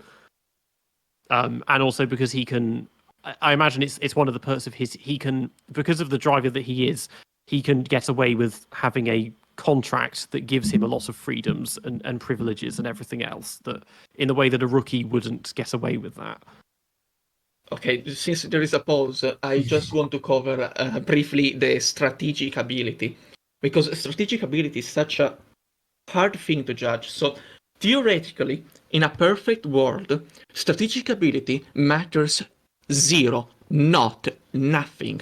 You literally follow what your team tells you to do in strategy, and your team does the correct job and gives you the right strategy. So theoretically, a driver just has to follow the team, whatever the team says, and everything works out. Then clearly, the team sometimes makes mistakes, especially a certain team which appears to make these mistakes way more often than all the other teams. But generally, all the teams make mistakes in their strategy. And so, as it turns out, you need a driver with a certain strategic ability. But it's such a hard thing to judge because either your driver is just the absolute best, a god at strategy making from inside the car with none of the data available, and at this point you just follow what your driver says, and the driver makes up his own strategy, and usually, because he's such a god in the strategic ability, it is the right strategy. And that clearly isn't the case, and so you find yourself into this middle zone.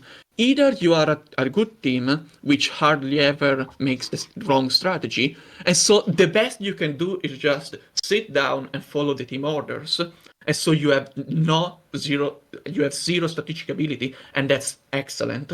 Or you are a god at strategic ability, and so you make your own strategy, and the team allows you to make your own strategy, and so again, you reach the exact same result. And so it's either one extreme or the other extreme, and everything in between is wrong, imperfect. So if you are a driver that can make his own decision, but you decide to trust the team in his own strategy because the team has more data than you, and then the strategy is wrong, you have made a mistake. But technically, 7 out of 10, having followed what the team said, was the right thing to do. So actually, you took the right decision, but it just didn't work out. So the absolute best is either to be a god at strategic ability or to have the perfect team. And there is no in between, because everything in between is not as good as that. And it's such a hard thing to judge. It's difficult because most of strategy is the pit wall that does it. The drivers at the end of the day have to agree to it, but there aren't many cases other than ones I've mentioned, like Sainz and Vettel, of them actually saying, no, let's do this, and making up their own strategy or whatever. But this is where the skill about comes into play with Button obviously being very good in changing conditions, that on-track skill reflects in knowing when to pit and having clever strategies and all of that. But it's hard to, because again, it's mostly down to the team, and this is where you can only say someone like Leclerc is weak on it because he always just agrees with the team, even when he knows it's going to be a terrible decision. Whereas Sainz doesn't, Yeah, and there are technically, it is not the wrong decision. If the team were perfect, doing what Leclerc does is the perfect thing to do. So if Leclerc ever changes the team and he goes to a team that does the perfect strategy, what Leclerc is doing right now, which you call wrong, will become the right choice. So that's the weird thing in judging strategic ability. Yeah, but this is another thing: is that when you've spent 5 years at Ferrari, knowing that they don't know how to do strategies, you shouldn't still be just saying, "Oh yeah, let's do that." Like that, it's that sort of learning and growing thing that he knows what the team is like, and he complains openly on the radio about things like this, and still goes along with it. Whereas Sainz didn't. We had the whole, stop inventing thing. And he's a driver in general, like people like Rosberg, who is obviously just very switched on and quite a well-educated person and just understands things very well. Whereas somebody like Lando, I mean, what he doesn't know could fill a warehouse. Like it's there are some drivers, they know how to turn the wheel and press the pedal, but they don't know how to do anything else. Another driver we could talk about for strategical impact. We talked about how Michael Schumacher was good at bringing Rory Byrne and Ross Brawn and all those people to Ferrari, but his strategical ability in the car was also pretty impressive. Although yes, Brawn and co did the heavy lifting work most of the time, I'd argue that like his quote unquote, people use the term racing IQ or strategical impact, was also very good. Like there was one year at Magny Core where he lost radio communication, so he started using hand signs in the cockpit so the team could look and see what he was doing. That kind of stuff for me is incredibly good.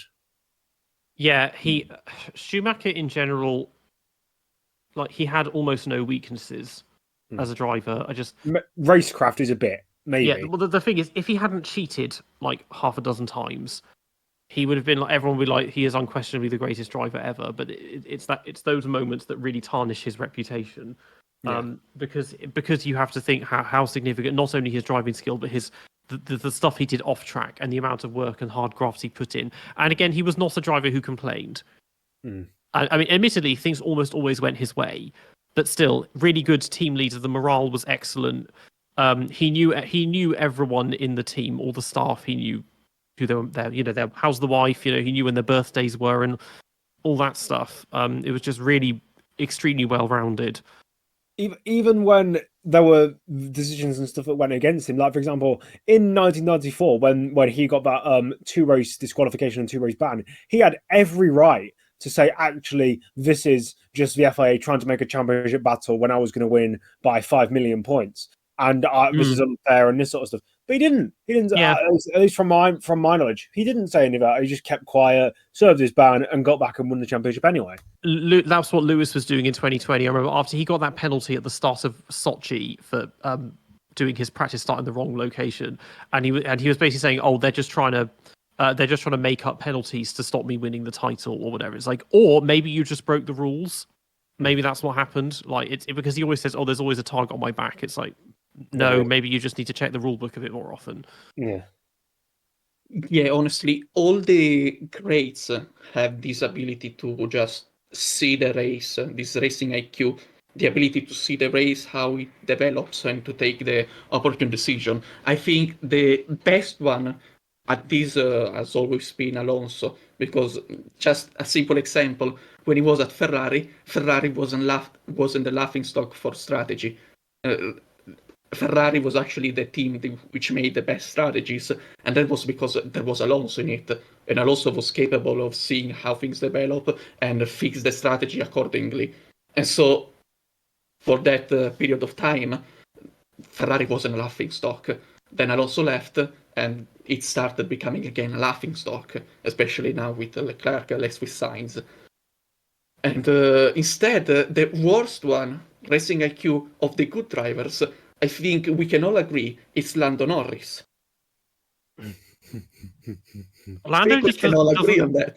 I mean, Lando, yeah, he just doesn't know anything.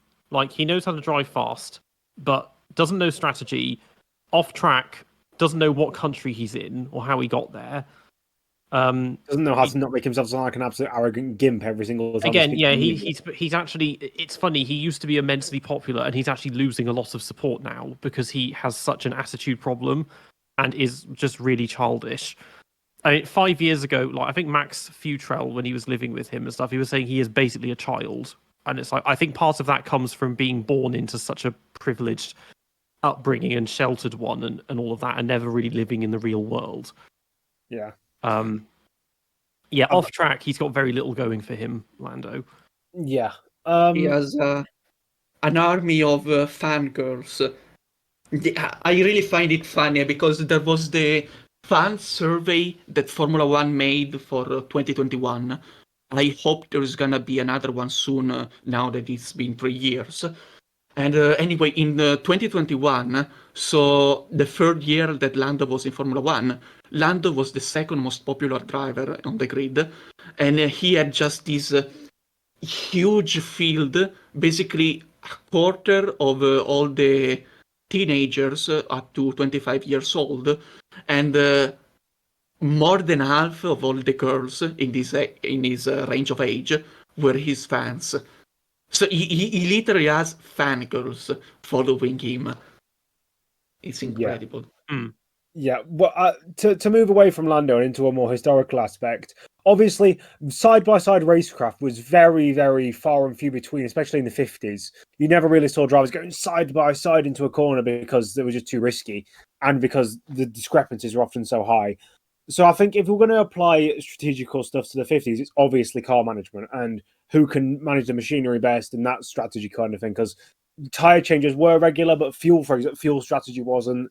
Fuel strategy didn't really exist apart from Fangio at the Nürburgring in '57. I think him, Clark, and Lauda in the '70s were the best at that because Fangio, obviously, we've already talked about how he managed his machinery. Clark was the only one who managed to win with the horrendously unreliable H16 BRM engine, and Lauda. I think I'd argue that Lauda's quite. I know Con doesn't like us using this term, but racing IQ. I think Lauda had the highest of anyone in F1 history. He knew exactly what needed to happen, when it needed to happen, how it needed to happen, and he would stop at nothing to get it. That's why he was such a blunt and, although blunt, very honest and very respectable character. Yeah, he was another one who was really switched on, intelligent. Again, because back then they were more involved in the design, he actually had a really good mechanical understanding as well as the technical stuff. Like he knew, you need to put new wishbones on, change the anti-roll bar, stuff like that. The modern drivers, they don't need to really know that stuff. They just need to know this is the setup I need to make the car work The only recent driver I can remember who actually has any sort of background in engineering is Sergei Sorokin. Yeah, he has a degree from somewhere in Russia. Well, that was a 1-year course, so I don't know how helpful it was necessarily. But well, this is the thing. Drivers, tertiary education is extremely rare for Formula One drivers for obvious reasons because they don't have time for that. I mean, most of them are lucky to complete high school. I mean, Jenson Button has 1 GCSE in French. I think Lando, even though he went to one of the best private schools in the country, has 2 GCSEs.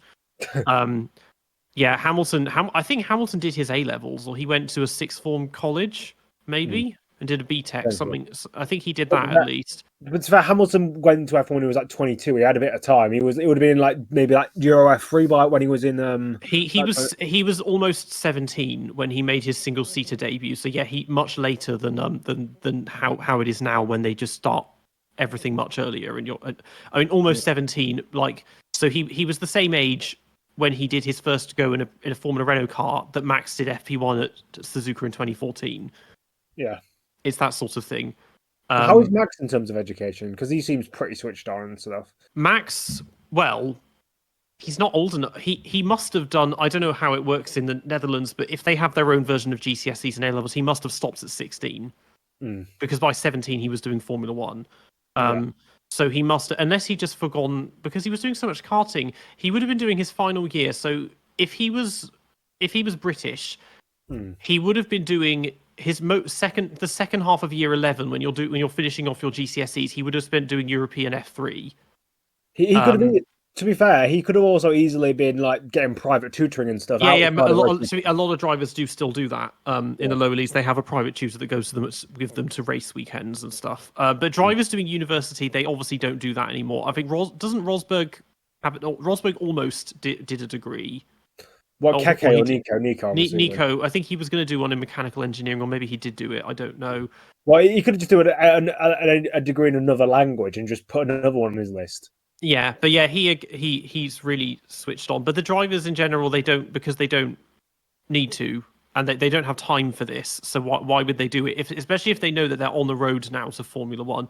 There is ex-F2 driver Callan Williams. He was doing a computer science degree whilst doing Formula 2. He was doing it remotely, like you do with the Open University. So he was doing it like, as I guess as a backup. I mean, he now races BMWs or something, but some of them will do that as insurance because they know even if you make it as a racing driver, you'll probably have to retire by 35, 40, and you need something to do after that if you're not sitting on a mountain of money. Yeah, and then we have Latifi, which left Formula One to go and do a degree in economics. His business degree at the London Business School. So yeah, he's obviously knows the racing is not going to happen. Yeah, but you do get this this mix, but you don't. It's not like. It's funny that sports is something you don't need a degree. Like, no, you don't need to do a degree in football to become a footballer. It's that sort of thing, and you don't need to do a degree in karting to then make it from there. That's just never been how it works.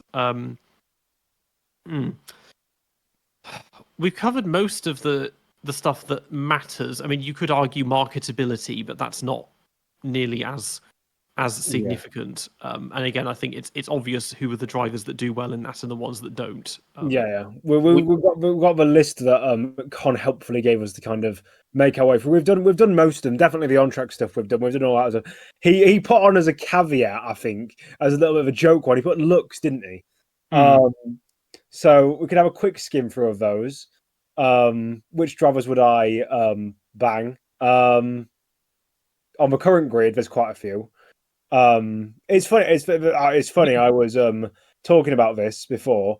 Before 2018 or before Drive to Survive came along, I could count on one hand the amount of drivers that were particularly attractive from the history of F1, and it was only because I'd seen them in like my videos where I've seen, like, for example, a 20-year-old Stefan Johansson or whatever, because most of them were either old and 30-year-old ugly idiots or just weren't very attractive at all. But now you've got the likes of Lando, George, Alex, the Brits, and people like that, and then you've got the new ones coming in. Behrman's very good looking. It is incredible how now all of a sudden I'm pretty sure at least half of the F1 grid I'd at least put at a 6 or a 7.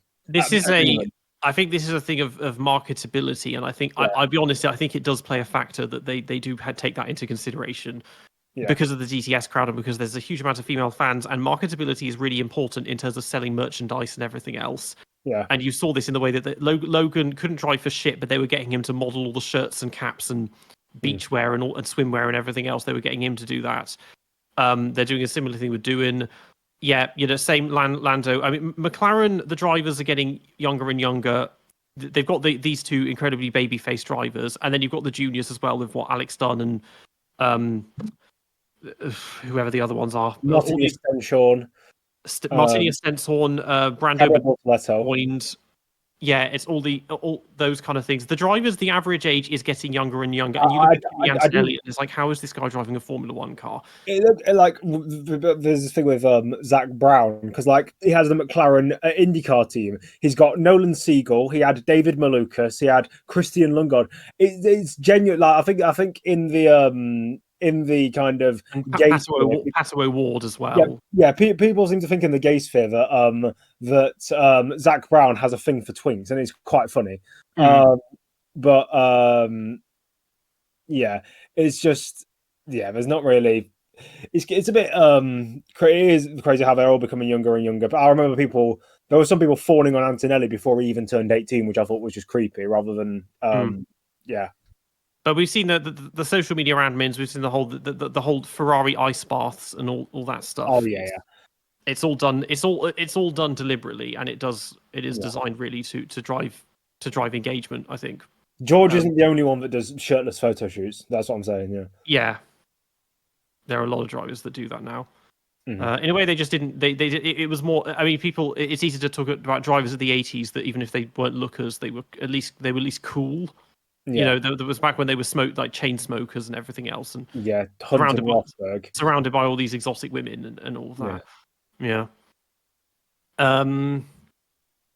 Those are kind of the main aspects. I suppose a good way to conclude it would be to look at maybe take examples of notable drivers and kind of just quickly say how good they were in each area, and maybe where they fell short.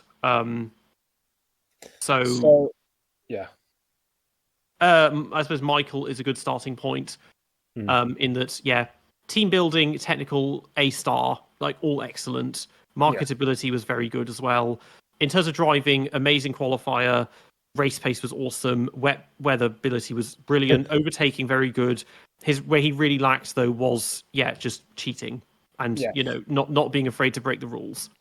Yeah, that's the thing. Then you've got if we look at the other, let's go through all like the kind of the big champions. You've got people like I'd go Hamilton.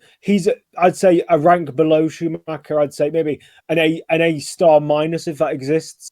Kind of like a little rank below Schumacher in terms of qualifying pace, race pace. Of it, marketability, I think he's better. He's probably the best driver when it comes to marketability. If you think about the amount of support he has in the American market, he's got a lot of. He's good in wet weather, not as good as Schumacher in wet weather, but he's pretty much just a watered down version of Schumacher in terms of ability. Then this is where you got people like Fangio. For me, is pretty. I think because of course Schumacher has the weakness of his cheating. I don't think Fangio has a weakness or had a weakness, should I say? Yeah, it's hard to compare it because of the time difference that marketing doesn't really exist with Fangio, or it's hard to say because none of us lived at that time, and that was the days before the internet and social media, and when television barely existed as well. I mean, he was. I mean, even now, I think he is the most popular driver in Argentina, so you could say that's something. Yeah, but then I mean, look at what's come after him. It's hardly surprising that he's still the most popular one. That's fair enough. Yeah, but I still think that, especially just in the whole South American world, I think he's very highly. Colapinto, he has more followers than most other F1 drivers at the moment on Instagram, but I think he's got the whole of Latin America is following him. So that's he's another one of those. I think that if he gets into F1 full time, I think he could genuinely be one of the more marketable ones because he's one of the more good looking ones. He's one of the more. I think he is the closest thing we've had to a non-PR kind of droning driver in a while. He's actually broken norms and actually come out and been a bit personable. We saw him talking to the female reporters and trying to chat them up and that sort of stuff. And I think it's an Argentinian thing. A lot of this stuff. It's an interesting place, but also everyone apparently is ensconced in this like love triangle that he's stuck in with Ollie Behrman and Estelle Ogilvy as well. And oh god, yeah. That's an interesting one, but yeah. I don't know the whole situation because I'm not a gossip girl, surprisingly. But yeah, it's just, I genuinely think because of his, I'm not sure if he'll eventually get PR trained and it'll just all die out. But I think that if he continues on his current trend, he could easily be one of the top 5 most popular drivers in F1 by next year or the year after. Yeah, it was similar to Leclerc. I mean, Leclerc in terms of marketability, it's mostly because he looks like a Disney prince, but also there is this sense of just sympathy that everyone has with him. Because his personal life has been a bit turbulent, and also the way he has to suffer driving for Ferrari and all of that is that kind of he's very good at kind of rallying people to his side. Look at woe is me, from my Monaco penthouse and my smoking hot girlfriend and all of that. Yeah, I think because actually Colapinto I think is from a working class background, isn't he? I don't know anything about him, so maybe he is. I know he's not from Buenos Aires. He's somewhere on the outside the city, but yeah. Okay, yeah, that's fair enough. Yeah, I think also Colapinto's fame has kind of hinted at a return to the Argentine Grand Prix, which as long as it's not of the '90s layout of Buenos Aires, as if the lake. Yeah, I know the circuit. There's about 15 different configurations they can use. I mean, theoretically, if he gets big enough, it could make a return, and why not? We could have. I don't mind having 2 races in Latin America. Yes. Well, 3 actually, of course, because of Mexico. There aren't many. To be honest, there's nowhere else we can go because it's only ever been those 3. Yeah. Yeah, we haven't discussed Senna much in this podcast, so I feel like we need to give him the same kind of assessment. I mean, obviously, qualifying possibly the greatest ever. Race pace very good. Overtaking very good. Team building. Mostly good. Very good. Yeah. I mean, he Yeah. Yeah. Like wanted to put in the hard graft in terms of developing the car and everything, but then also wasn't the most congenial, and also there was the cheating that he also liked to do as well. Didn't also had interesting relationships with his teammates too. He wasn't.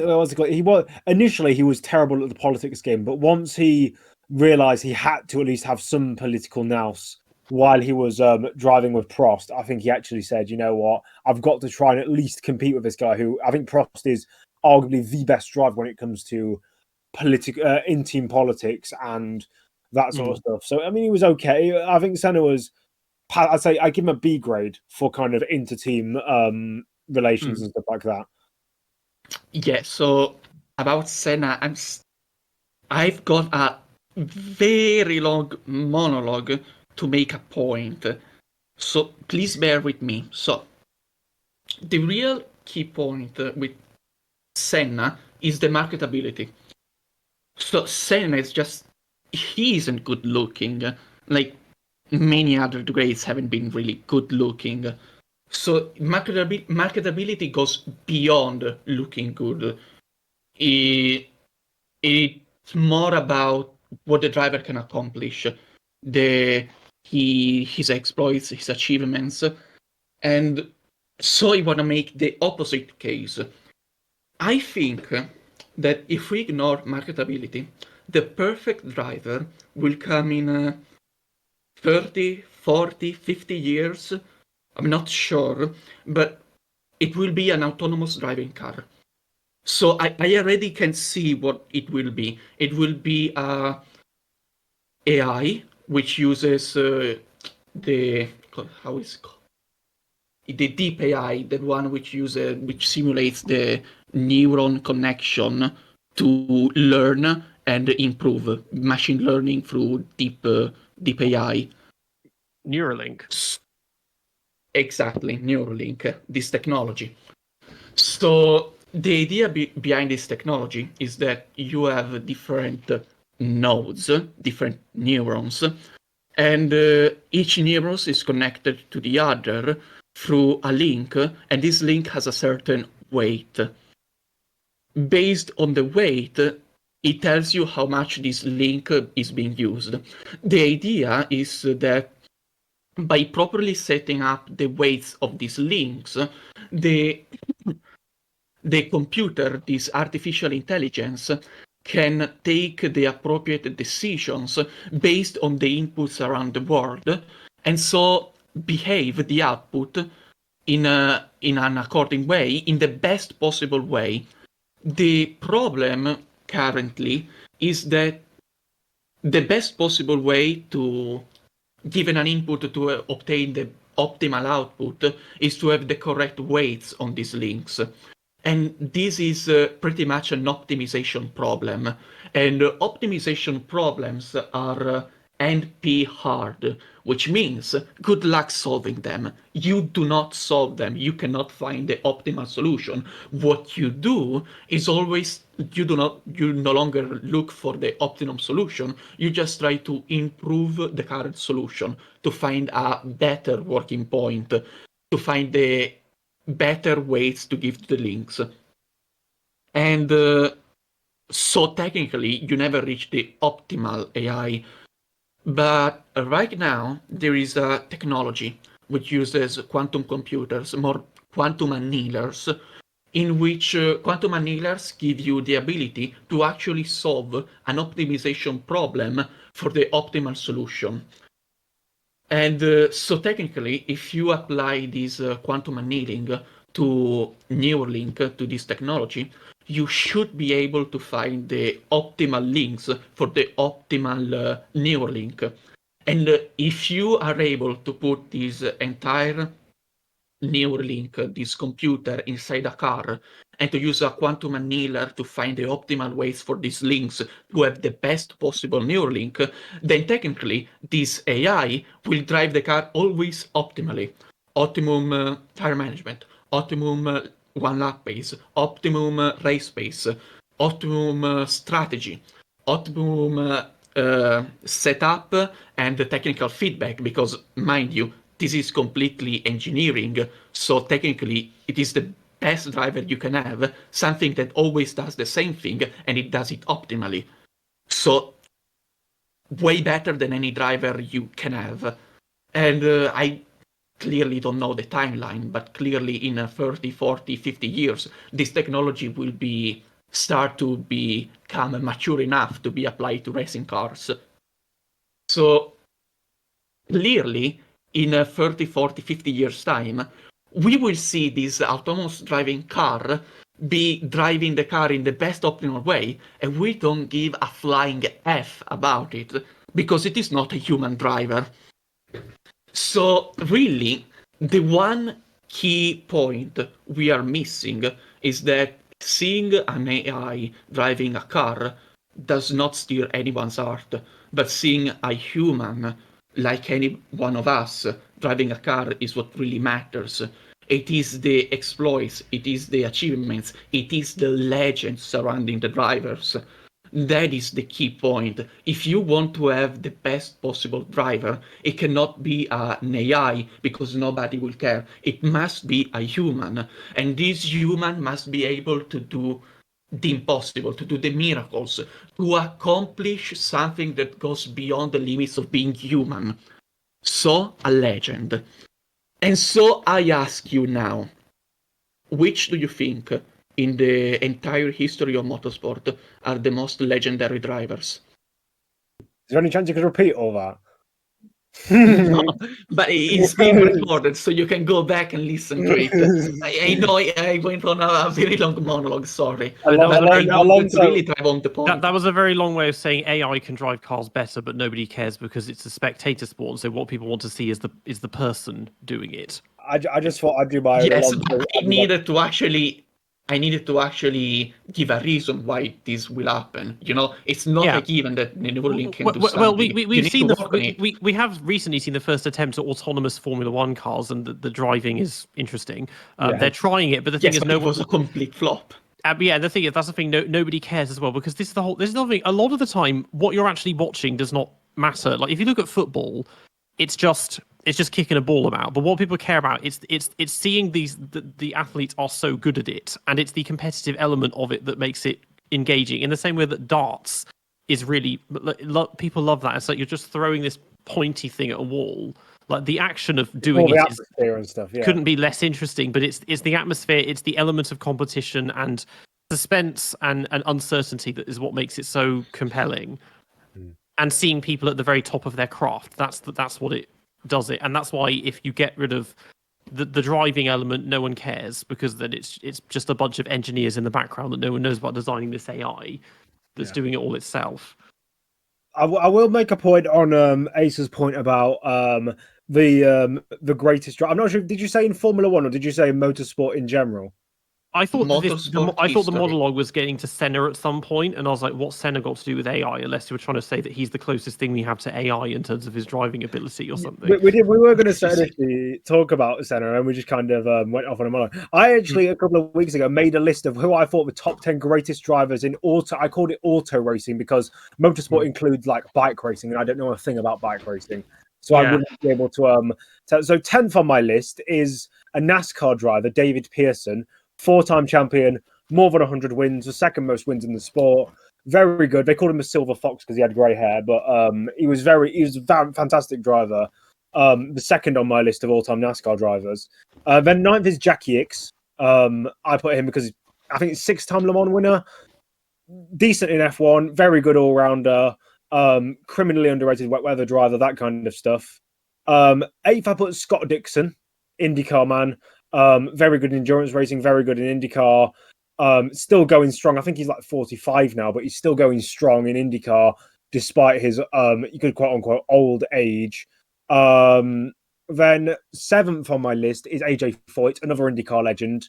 Also did some NASCAR, I think. Then Jim Clark came 5th for me. Then Dale Earnhardt. Sorry, I missed Fangio at 6th. Then I got Jim Clark. Then I got Dale Earnhardt at 4th. Dale Earnhardt for me is the greatest stock car driver of all time. Then Sebastian Ogier, Tom Christensen, and Sebastian Loeb leading the front. So mainly rally drivers and Tom Christensen. I mean, I'm going to demonstrate my lack of knowledge of non-F1 motorsport. I'm going to try and only list drivers that either never did Formula One or have done very little of it. And the names that do come to mind, Sebastian Loeb and Tommy Mäkinen in rallying, Tazio Nuvolari in pre-war Grand Prix racing. I'd say Bernd Rosemeyer maybe as well, and also Caracciolo. him, Rudolf Caracciolo, AJ Foyt in the IndyCar scene was amazing. Dale Earnhardt, NASCAR. In terms of touring cars, like Gabriele Tarquini has a lot of titles. But he did Formula One as well. But I don't know much about touring cars. What about people like what's his face, Jason Potato? Jason Plato. I don't know. British touring cars. It's hard to. That's a series for chavs. I mean, I love it, but it's not really the elite of motorsport. No, not him. Not Colin Turkington even. I think he's got 4 now, hasn't he? Titles? Yeah, I don't know. I pay almost no attention to it. Most of my knowledge of British touring cars comes from playing TOCA 2 touring cars obsessively as a child. Even though I never actually watched it. But yeah, those are big touring car names. I mean, but Bernd Schneider was amazing in DTM. Mike Halewood was an awesome motorbikes. I mean, Valentino Rossi again in motorbikes. Giacomo Agostini. Sure. Oh, let me think. You would say Scott Dixon would need to be mentioned for IndyCar. Will Power maybe. Maybe. Who's got like? I know there's some stuff that people have got 1 million titles in. I see. I didn't know, because there are some series where like NASCAR is the top of stock car racing, IndyCar is the top of American open wheelers. I think because Agustin Canapino has 9 Turismo Carretera championships, the Argentine touring car championship. But I thought that's not really high enough of a level to really go into the top 10 of all time, because he was shit in IndyCar. I mean, this is the thing. There are Japanese drivers that have got multiple titles in Super GT and like Formula Nippon, but because those are domestic series and they're not really that well known elsewhere, it doesn't really count as much. Yeah. I think it's the same with Alex Young. He's got like 6 Malaysian Audi TT titles or something like that in some local domestic series for that. Yeah, he was arguably one of the worst drivers of the 2000s in F1. I suppose actually Peter Brock, wasn't it? Aussie doesn't he do V8? He did V8 supercars, I think. Oh yeah, you could talk about because SVG Shane Van Gisbergen, who's come over to NASCAR. I feel like there are some obvious names in the big series that I'm just completely overlooking right now. How about Lotterer? Lotterer, yeah. I was thinking Tom Christensen, of course. Yeah, he's second on my list. Emanuele Pirro, 6 Le Mans victories that Pirro's got. Yeah. Christensen has 9, doesn't he? Or 8? Yeah, something like that. Ken Miles, he wasn't really around long enough for that. Yeah, there's loads of people. I mean, what's the British guy who's still alive that's amazing in endurance racing? He used to race like Porsches and stuff. Won them on a couple of times. Which Derek Bell. Oh yeah, him. Yeah. I mean, there are loads of people you could list. I mean, but yeah, it's because I mean, when it comes to Formula One, we discuss that stuff to death. Everyone knows who the big names are and who we all think of the big names are. And I guess we've made this. This isn't really what's the perfect race driver. This is really more what is the perfect F1 driver, because endurance as a skill doesn't matter that much in Formula One because the races don't go on long enough for that. Yeah. And the driving styles. No, go on. I was going to say, because the driving styles don't match either. Like, for example, people always talk about how NASCAR drivers would never work in F1, and I'm like, absolutely, but F1 drivers would never work in NASCAR. I mean, Brendan Hartley, he was using like hypercar racing lines at the circuits when he was doing Toro Rosso in 2018. Bourdais flopped like fuck when he went from 4 champ car titles to then getting shat on by Vettel. He wasn't horrendous, but yeah, he wasn't really F1 level. A lot of bad luck, but the thing is, he rarely outdrove the car, whereas Vettel was always outdriving the car. That's fair enough. And then he was getting beaten by bloody Buemi as well. I mean, there have been a couple of, because obviously there have been a couple of NASCAR drivers who've made the switch over to F1. Like, I think Mario Andretti was initially obviously IndyCar. He did a couple of NASCAR races. Oh, Mario has done everything. In terms of adaptability, he's one of the probably top 5 ever. I do wish would have seen someone like, I mean, Tony Stewart is probably one of the more adaptable kind of guys who've done NASCAR and that sort of stuff. But yeah, I do wish we'd have got someone like Earnhardt or even like someone like Jimmy Johnson went to IndyCar and just got shat on because he was already pretty much washed in NASCAR by that point. He was like 45 when he made the switch, so he was never going to do well. He was the worst driver in IndyCar for 2 years straight, so he just left. It was a shame. Yeah. So I already lost the. Okay, no, I got it now. So you said. No, I think I lost. Okay. Anyway, I'm gonna say what I wanted to say. So the reason I made this whole long monologue to get to the legend part is because in Formula One, yes, I think we can all agree that Prost was a better driver than Senna, but Senna was way more legendary. You know, you look at Prost is doing whatever he's capable of doing, and Prost has a high ceiling. But when you look at Senna looked like he went beyond the limits at times. And so that enhances the legend behind the driver. Another legend in Formula One, I think, it really is Michael. Michael has some incredible exploits, like that win in Spain when he was stuck in fourth gear. I don't remember the gear, but he was stuck in one gear, and it looked almost nothing different than everything else. And right now, I think the most legendary thing we can see, and it is very little, is just Alonso being 43 years old and still competitive. And that's the most legendary thing a driver can do nowadays. And it is very little because it is helped by the car. Alonso has longevity. That's a big thing of him. And again, a degree of adaptability from having done Le Mans and IndyCar. Okay, he sucked in IndyCar, but he won Le Mans at least. Which is exactly the other point. Another part of being a legend is not just what you accomplish in Formula One, it's what you accomplish elsewhere.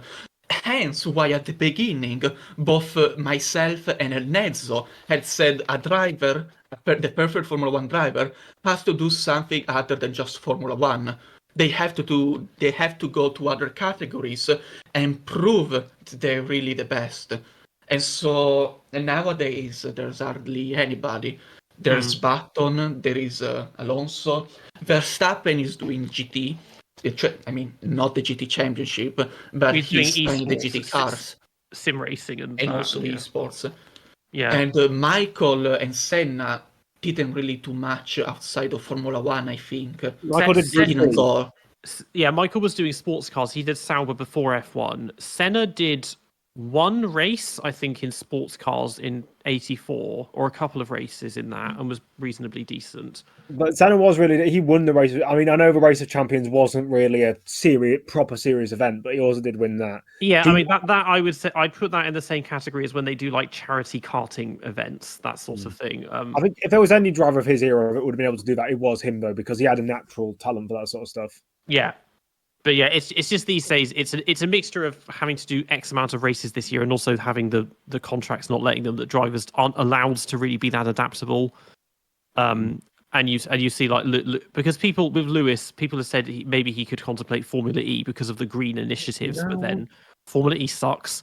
Yeah, it's not a big, like, it's not got big pull on it. Like, if it was trying to be like a marquee name and there was like a new generation that had 1 billion horsepower and could actually last a full race without needing to lift off 8 miles before each corner, I think that's fair enough. It would be a bit of an imbalance because Formula E is a graveyard for midfield drivers and people that tried or failed to get into F1, and then suddenly to have the statistically greatest driver ever come in. For him, also, if he's unable to beat them, that really does not look good. Yeah, because there are so many fantastic drivers who just haven't gotten better. Like Giovinazzi, straight out of F1 went into Formula E and didn't. He was right at the back the entire time because I remember watching some of the races. Because sometimes you just can't. It's a completely different style of driving. Like you've not just got the fact that although it's only street circuits, you've got to lift off literally about because of the energy regeneration. You have to lift off about by like the V8, like what a normal braking zone would be, you'd have to lift off like 100 meters before that. I mean, tires don't really play a role, do they? They don't do pit stops. Like they also now have peloton like racing where everyone's trying to save energy, so they're all in a massive tight pack and they're all trying to not be in first. And stuff. I mean, Formula E is just there's no now that it's no longer free to wear, there's no incentive to watch it. Yeah. Unless you just want to see some mindless destruction. If they've got fucking, well, they used to. I'm not sure if he's been taken off now since all the recent stuff came out. But Jermaine Genius was on the punditry. He's a Oh washed yeah, he's not going to be back for that anytime soon. he's a washed-up football pundit. He wasn't even that good at football. How the fuck did he get that gig? And they had him, and then they had that like pedo rapist who was the commentator, and he's gone Jack now as well. whatever his name was. Yeah, it's not looking good for Formula E. I think Lewis, Get me there on have the been, commentary. I think people have asked him about if he might ever do ovals. If he did IndyCar, I think he's turned his nose up at ovals because they're a death trap. I think he might try the 500 if he was pushed with enough money. Because, or if he decided that he wanted to give the Triple Crown a go and tries Le Mans To be honest, it probably is. And I think, to be honest, Le Mans, you just need the fastest car that won't break down, which he's had his entire F1 career, so that should be easy for him. But he wouldn't win the Indy 500. Indy is a very different ball game. I still don't really understand it. It's a very strange. I'll tell you one driver that really missed out on the Triple Crown was not Juan Pablo Montoya, because did he win Monaco over Montoya? He did. Yes. In 2003. Yeah. Him and Villeneuve missed out on a chance. All they need to do is win. I'd argue Le Mans is the easiest of the three. Probably is actually. You're doing a third of the work. I mean, it takes the longest, but you're doing a third of the work. And you're having to cruise a lot of the time. As long as it doesn't break down, and you're in the decent car, which a triple crown attempt would probably merit someone to try and take it up as a marketing opportunity. Yeah, I think the easiest one, like Monaco, I'd argue, because it's hard enough to get into F1 in the first place. Indy, you have to have oval experience, which is a completely different ballgame. You can't just go from F1 to Indy and be instantly competitive. Yeah. So I'd argue someone coming from Indy has got the best chance, because if an Indy driver who's good in F1 is going to be better than an F1 driver who's going to Indy. I imagine the physicality might play a role as well with Indy having to do literally 800 very fast left-hand turns in one sitting. There's no power steering. Yeah. I know that would be a big adjustment for an F1 driver, I think. Yeah. It's stuff like that, because this is the thing that people like Armstrong and Ilott have said, is that IndyCar is so physical compared to Formula One. Even though most of the circuits, other than the ovals, they race mostly on low speed circuits. I can tell you from my recent karting experience that turning at low speed in non-power steering cars is hell. Like, genuinely the worst thing I've ever done. Because this is just a side rant, but because I have to steer with only one hand, but because I have to try and take every corner as fast as possible, because if I don't, I'll go plunging straight into a wall. But there were 2 times I went through this hairpin, and halfway around the hairpin, I realised, oh shit, I'm not going to make this corner. So I slowed down, and it made it harder to turn. So I just plunged it in the wall anyway. That's the point. I just thought about. I was going to say something to do with resolve or resilience, in terms of actually like the handful of disabled drivers that we have that are still able to drive with, obviously specially customized cars. They can still drive in a way that's still competitive against and that. Kubica, Hamilton. I mean, didn't Alessandro Nannini, after his helicopter accident, racing a couple of times? He kept racing, not in F1, but he kept racing. Zanardi, of course. Robert Wickens is still racing. Yeah. Billy Mungus, although actually he just had his driver's license taken away for like crashing into 3 stationary cars or something. Good. He's a bit of a gimp now. That's not going to. All of his stuff was on the steering wheel. Yeah, there are a few of them around. In the 50s, there was Archie Scott Brown, and he had to drive one-handed with no adjustments to his car, because they couldn't make those kind of adjustments back then. I can't imagine, because I know what I do. Before I got my steering wheel, which has what they call a pull and push rocker, which is where you, as well as pulling the gear paddle towards you, you can pull it away from you, so you can kind of up this way and downshift that way. Before I had that, I had to gear shift with. What I'd do is I've got my wheel right here. Actually, I could probably pull it off if I just quickly. Pull it off. I think Maldonado does that, or he did that. He actually used the same paddle for up and down shifts. Yeah, because what I used to have to do was I used to have to shift up like this and then reach over the wheel and then go on that side mid corner, and it was horrible. So I'd have to grab onto the wheel at like top of it. It's not great. Yeah. Right, let's try and get this back on track and try and wrap it up. Okay. No, wait. Back on track. So I was talking about the legend in the motorsport. So I was saying, the further you go back, the easier you find legends.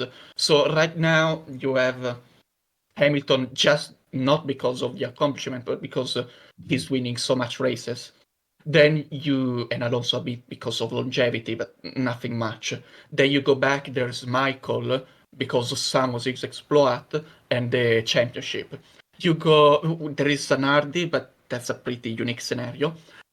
A bit further back, you start seeing Senna, and then there's Lauda coming back from the fire to, well, he almost won the championship, but he kept racing. And then you go further back, clearly Jim Clark, Stewart, Fangio.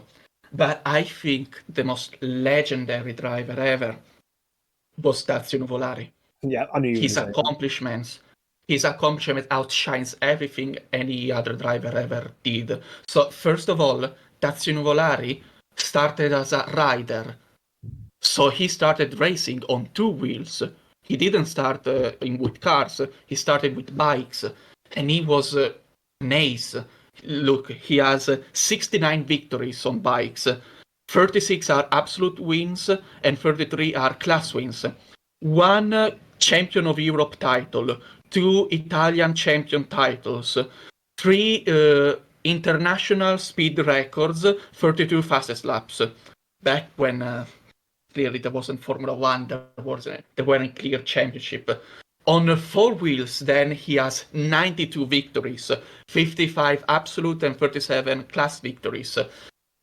Champion of Europe title, three Italian championship title, and two international speed records. But then he has some incredible accomplishments. First of all, the 1935 German Grand Prix. I don't have to say anything about that race. But then, like in 31, he won a race driving only with the steering wheel, with the brakes, and with the clutch.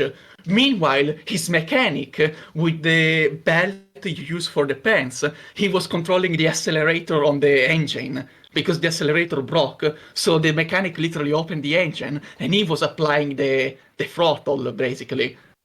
So another example, in 1936 at Turin, he started driving without the steering wheel because it came off. So he just put an English, how is it called? Oh God. So do you know TF2, Team Fortress 2? There's the engineer, and his melee weapon is how is it called? His A what? wrench, a tool, a The spanner. wrench, yeah, exactly, the wrench. Thank you. So he put a wrench on the steering wheel, and he was steering with the wrench. Another example is, I swear there was another one written. Yes, the 38 Mille Miglia, the 1948 Mille Miglia. So I want you to envision what that race meant. Nuvolari had lost both his sons, the first one in 1937, the second one in 1939. Then the Second World War broke out, and he got sick with a terminal illness to the lungs. So he, in his in his last years, he had trouble breathing. He was heartbroken because he had to attend the funeral to both his sons, and then he basically almost stopped racing, and so he wasn't even trained. We know that in those years there wasn't really training like nowadays, but he was simply unfit, he was sick, he was tired. And in 1938, he just went to the Mille Miglia, to the start, just to see the race. And then Enzo Ferrari finds him, and he tells him, look, if you want to race, I actually have a Ferrari available just for you. And so at the start he isn't convinced, but then he is. And so unprepared, at the last moment, Volari, sick with a terminal illness, decides to go for the race. And the race is incredible. He's fast. He's fighting with some names. The only one I think anybody knows is Ascari. Ascari was in that race, and he got ahead of Ascari, and then Ascari broke. But Nuvolari kept going with his technique. Basically, at the time, he was the only driver driving in that way, which is the controlled drift. What nowadays every rally driver does. You just lose the car, lose the rear end, and then you recover it, and out of the turn, already on full throttle, and nobody else was doing that. He was the first one doing that, and he was the only one capable of doing that. And so he drove this Ferrari in this way, and he was just faster than anybody. There are the checkpoints, the various cities, and his advantage just keeps on increasing. At one point, he has an advantage of 20 minutes over second place. And meanwhile, the car is just breaking down. First, the bonnet came out, and so it was blocking the vision. So he just broke it and threw it away. Then the things that kept on the what's it called in English? The chair on the car. How are they called? Seats. The seats. Yes, the seats were starting to come off. So he literally threw them out of the car, took two bags of potatoes, and he sat on the potatoes while driving at an insane speed because nobody was driving as fast as he. And then the suspension started to break, and he never stopped. He just never stopped. The legend goes that first a priest was asked by Enzo Ferrari himself to set on the road and ask Nuvolari to stop the car because he was gonna die driving the car in such conditions. And Nuvolari just drove past him.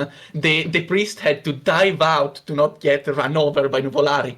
Then Enzo Ferrari himself came out and told him to stop the car because he was just driving it to go die, and he didn't stop.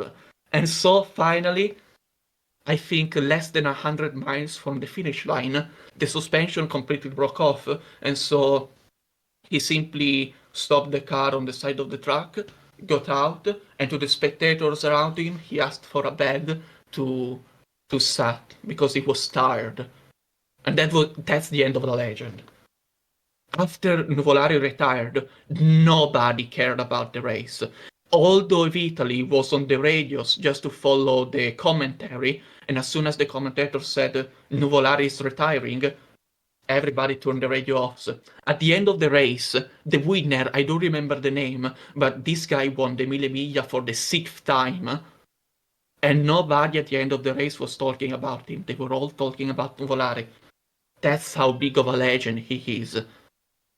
Nobody will ever come close to him because, I repeat, he was pushing 50 years old. He was tired with an illness, and he just drove an absolute blinder of a race.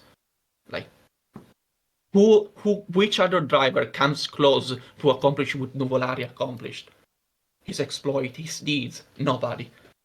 Which is why I say Nuvolari is the greatest legend. Okay. Nothing to say, okay? I mean, I'd argue. I mean, but you talked about the fact that there was no real, in terms of like actual organized competitions. There kind of was. They had the European Championship of Drivers from 1925, I think it was, onwards.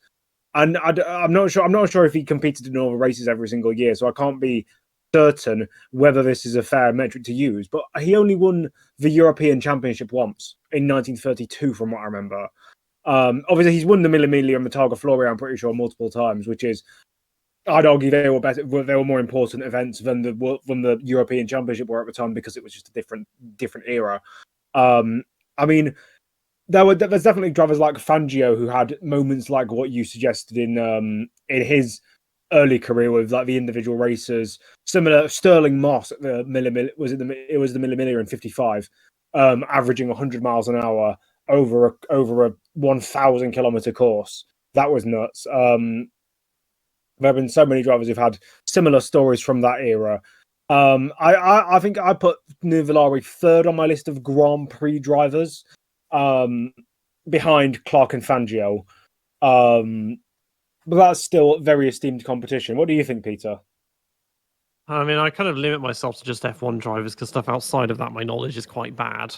Yeah. And I haven't attempted it yet when it comes to like, rank every champion or rank every driver or something. But like, I tried that. It was fucking hard ranking every champion. yeah, I mean, Clark is the one that just picked because it feels too generic to say someone like Schumacher, but Clark is an obvious one because of that adaptability and racing at a time when racing cars that broke a lot and everything else, and putting in the kind of dominance that you see from modern eras where they have cars that are reliable and all of that. And just his boundless energy that he was every weekend traveling and doing, saloon cars, Tasman Series, IndyCar, doing all of that alongside Formula One. But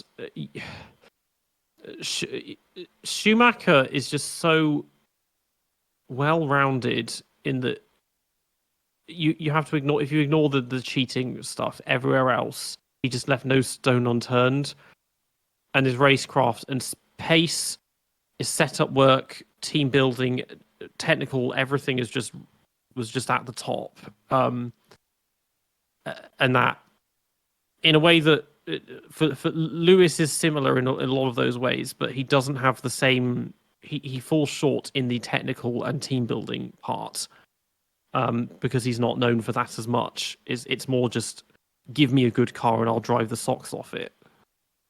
One thing I want to add to Volare, you say just one European title, but you're forgetting the cars he was driving. He was driving the Bianchi, the Kiribiri, Bugatti, Maserati, MG, Cisitalia, Ferrari and Alfa Romeo. That's the cars he drove. And who was he up against? He was up against the Mercedes and the Auto Union. And those cars were far better than the Italian ones. At points, the Italian ones were fairly competitive, but thereafter, for many years, the Auto Union and the Mercedes just obliterated every other car on the field, and Volare wasn't driving those cars. I think your cat agrees. Okay, I'm just gonna mute myself and let him out. Yeah, I've said all I need to say. Really, is that trying to create. I mean, there are bits you can take from people that,